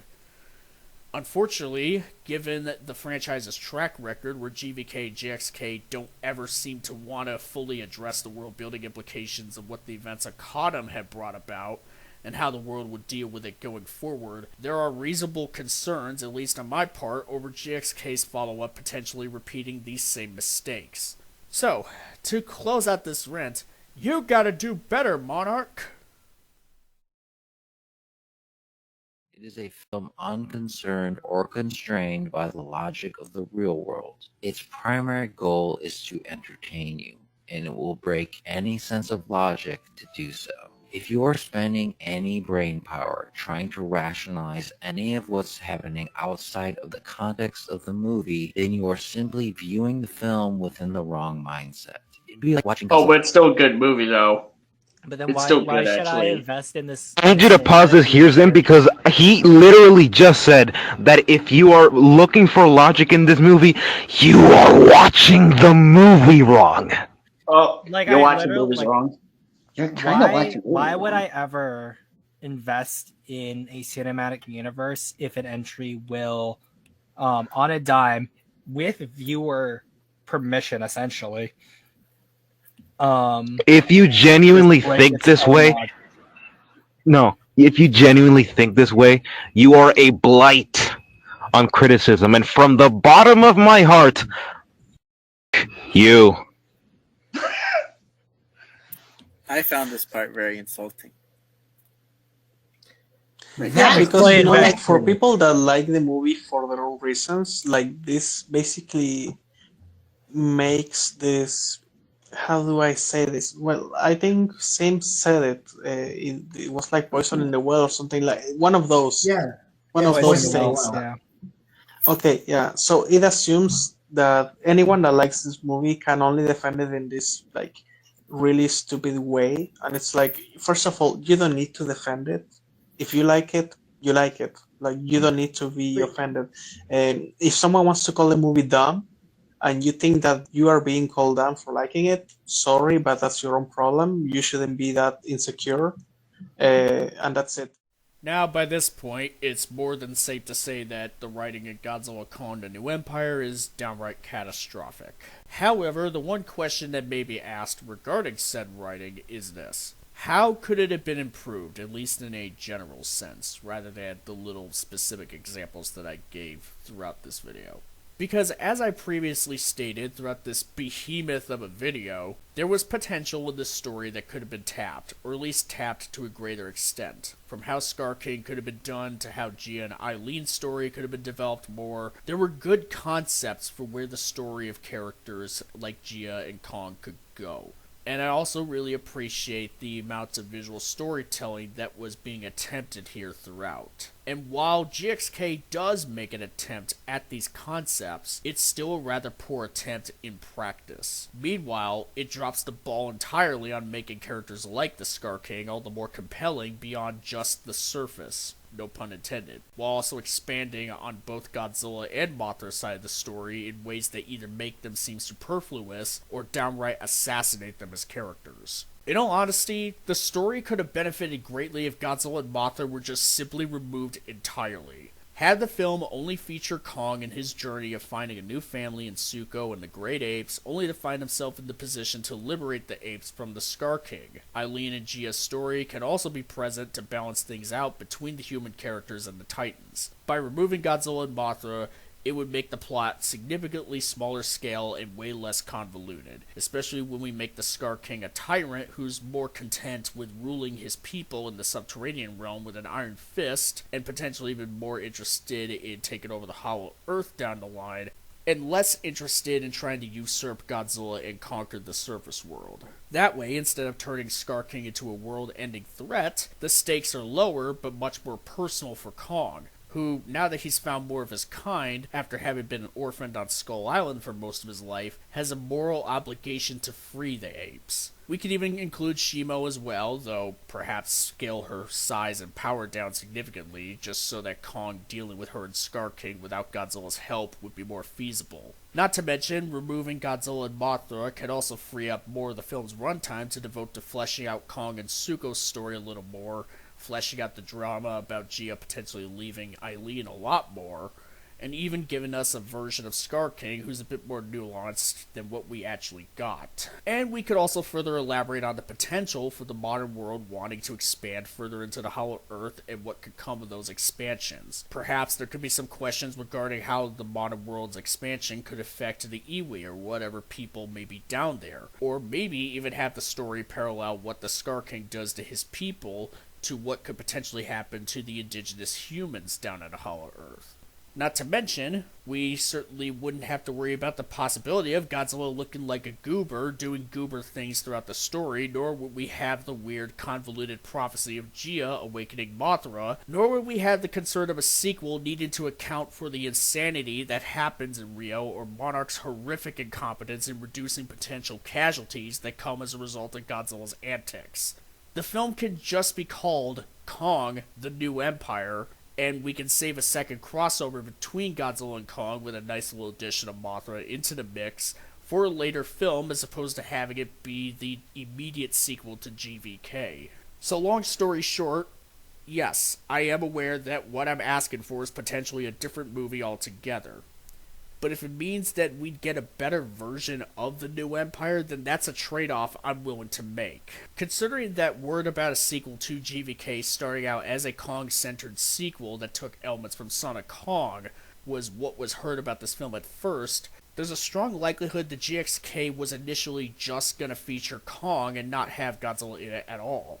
However, to Warner Bros. And Legendary, the success of GVK, a crossover between Godzilla and Kong, meant that another crossover between the two has to happen in order to rack up higher box office numbers. While this decision certainly paid off for the studios, with GXK being the highest grossing film in the MonsterVerse as well as in both the Godzilla and King Kong franchises as a whole, I still cannot help but think that this kind of success isn't sustainable if the writing is on par with something like GXK going forward, where the writing has been the biggest point of contention in both Wingard films. Instead of thinking about the numbers and correlate those with bad writing and stronger emphasis on spectacle above everything else, the MonsterVerse needs to capitalize on its current run of success thanks to this film's box office and Monarch Lam's viewership, and use this as an opportunity to have the following entries see a significant uptick in writing quality.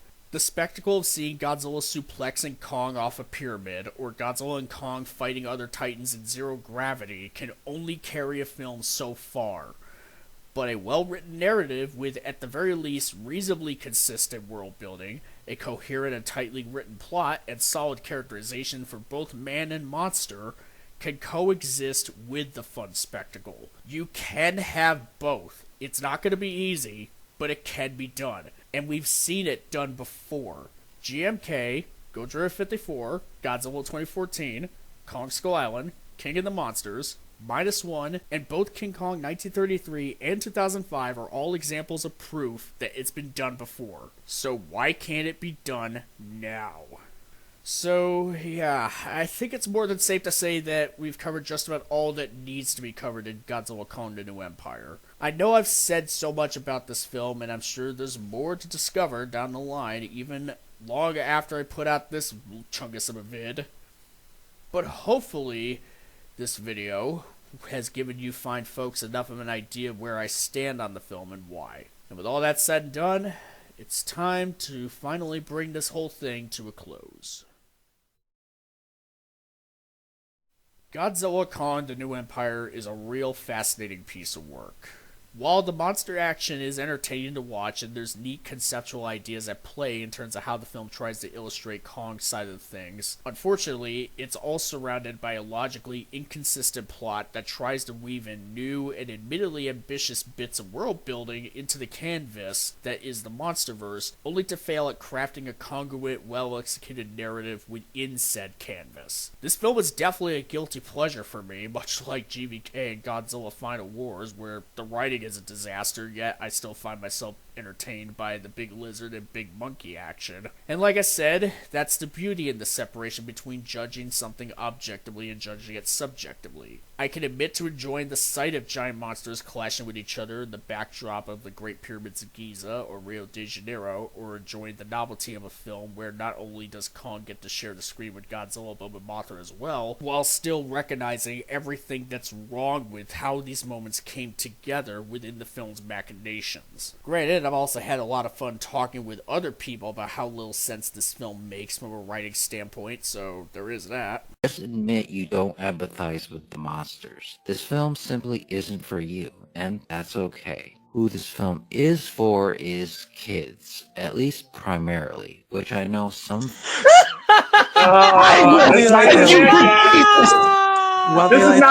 This is not even the part that's throwing me off yet, and I'm Do you already... think Jesus wants him? Like Minecraft will be serious, be for real. Do you think Jesus wants him? He's going straight to hell. I'd rather not be the one to send him to hell myself. I will send him there personally. The whole time, I was right. It's a movie for kids. I knew it. This is a film about space lizards intended for one-two children. This is a movie. Every single one of us is having an aneurysm at the moment, and Lau is just sitting in the chair with a villainous smile. He's portraying himself as a child. So if you are a child and you are the target audience, why the should anyone listen to you? Go play with toys. Go be a stupid idiot child elsewhere. Eat a crayon. Eat the red one. So in short, Godzilla Kong: The New Empire is very much an objectively bad film in terms of overall quality, despite its fun factor, whatever merits it unironically has. That being said, however, I am still holding out hope that the MonsterVerse can do better going forward by taking the criticisms towards the writing in the Wingard films into heart and actually write a solid enough story to go along with the great kaiju action. These two concepts are not mutually exclusive, and the momentum of success that the MonsterVerse is currently seeing can be capitalized on by having the next set of storytellers understand that notion and potentially put out an absolute banger of a script that can also appeal to a wider audience. Otherwise, despite how successful GXK was upon its release, if the wrong lessons are learned from it, then all one should expect is a possibility of diminishing returns, something which has been plaguing even the biggest of blockbuster franchises today. I do not want that to happen to Godzilla and King Kong, and I'm sure nobody else wants that either. And unlike franchises like Star Wars and the MCU, the MonsterVerse still has a chance to take a step in the right direction and go from there in order to make an objectively well-executed film that could also send the series' current momentum of success to the next level, and may even do better than GXK as a result. But unless we start calling a spade, and unless the writing quality in the next film is a huge step in the right direction, the MonsterVerse is only going to eventually see diminishing returns going forward if it stays the course of movies like GXK being the standard. Because the more bad writing keeps getting a pass, the greater the odds are of it being noticed more and more, and the more people start to recognize the pattern and become apathetic towards it. Apathy towards one's failure to learn and improve is what kills franchises, and it's only a matter of time before the MonsterVerse shares such a fate, if it doesn't learn and improve going forward. I hate to be a downer here and to say this to some of you folks here, but history has shown again and again that this can and will happen if we don't see steps being taken for the MonsterVerse to become what one might say a new and better empire. And so that pretty much does it here. I would like to thank you all very, very much for joining me on this epic odyssey of a video. This one took quite a bit of time, as I'm sure you folks may have been able to conclude. Not just to record, but to write this thing. And that's mainly because there was so much in GXK to unpack, as well as its potential ripple effect on the MonsterVerse going forward. So this video being a Longman was an inevitability, but I'm very much happy to have finally made not only an epic of an essay video on this film, but also to have provided some extra much needed context for where my headspace is at with the MonsterVerse as of now. So going forward, feel free to follow this channel for future content, as well as to check back on some of my older stuff if you haven't already, whether it's videos or streams or anything of that nature really. And as far as what I have next in the pipeline, I will be sure to signpost to you all whatever updates that are to come regarding that. But until then, once again, thanks for watching, and I will see you all later.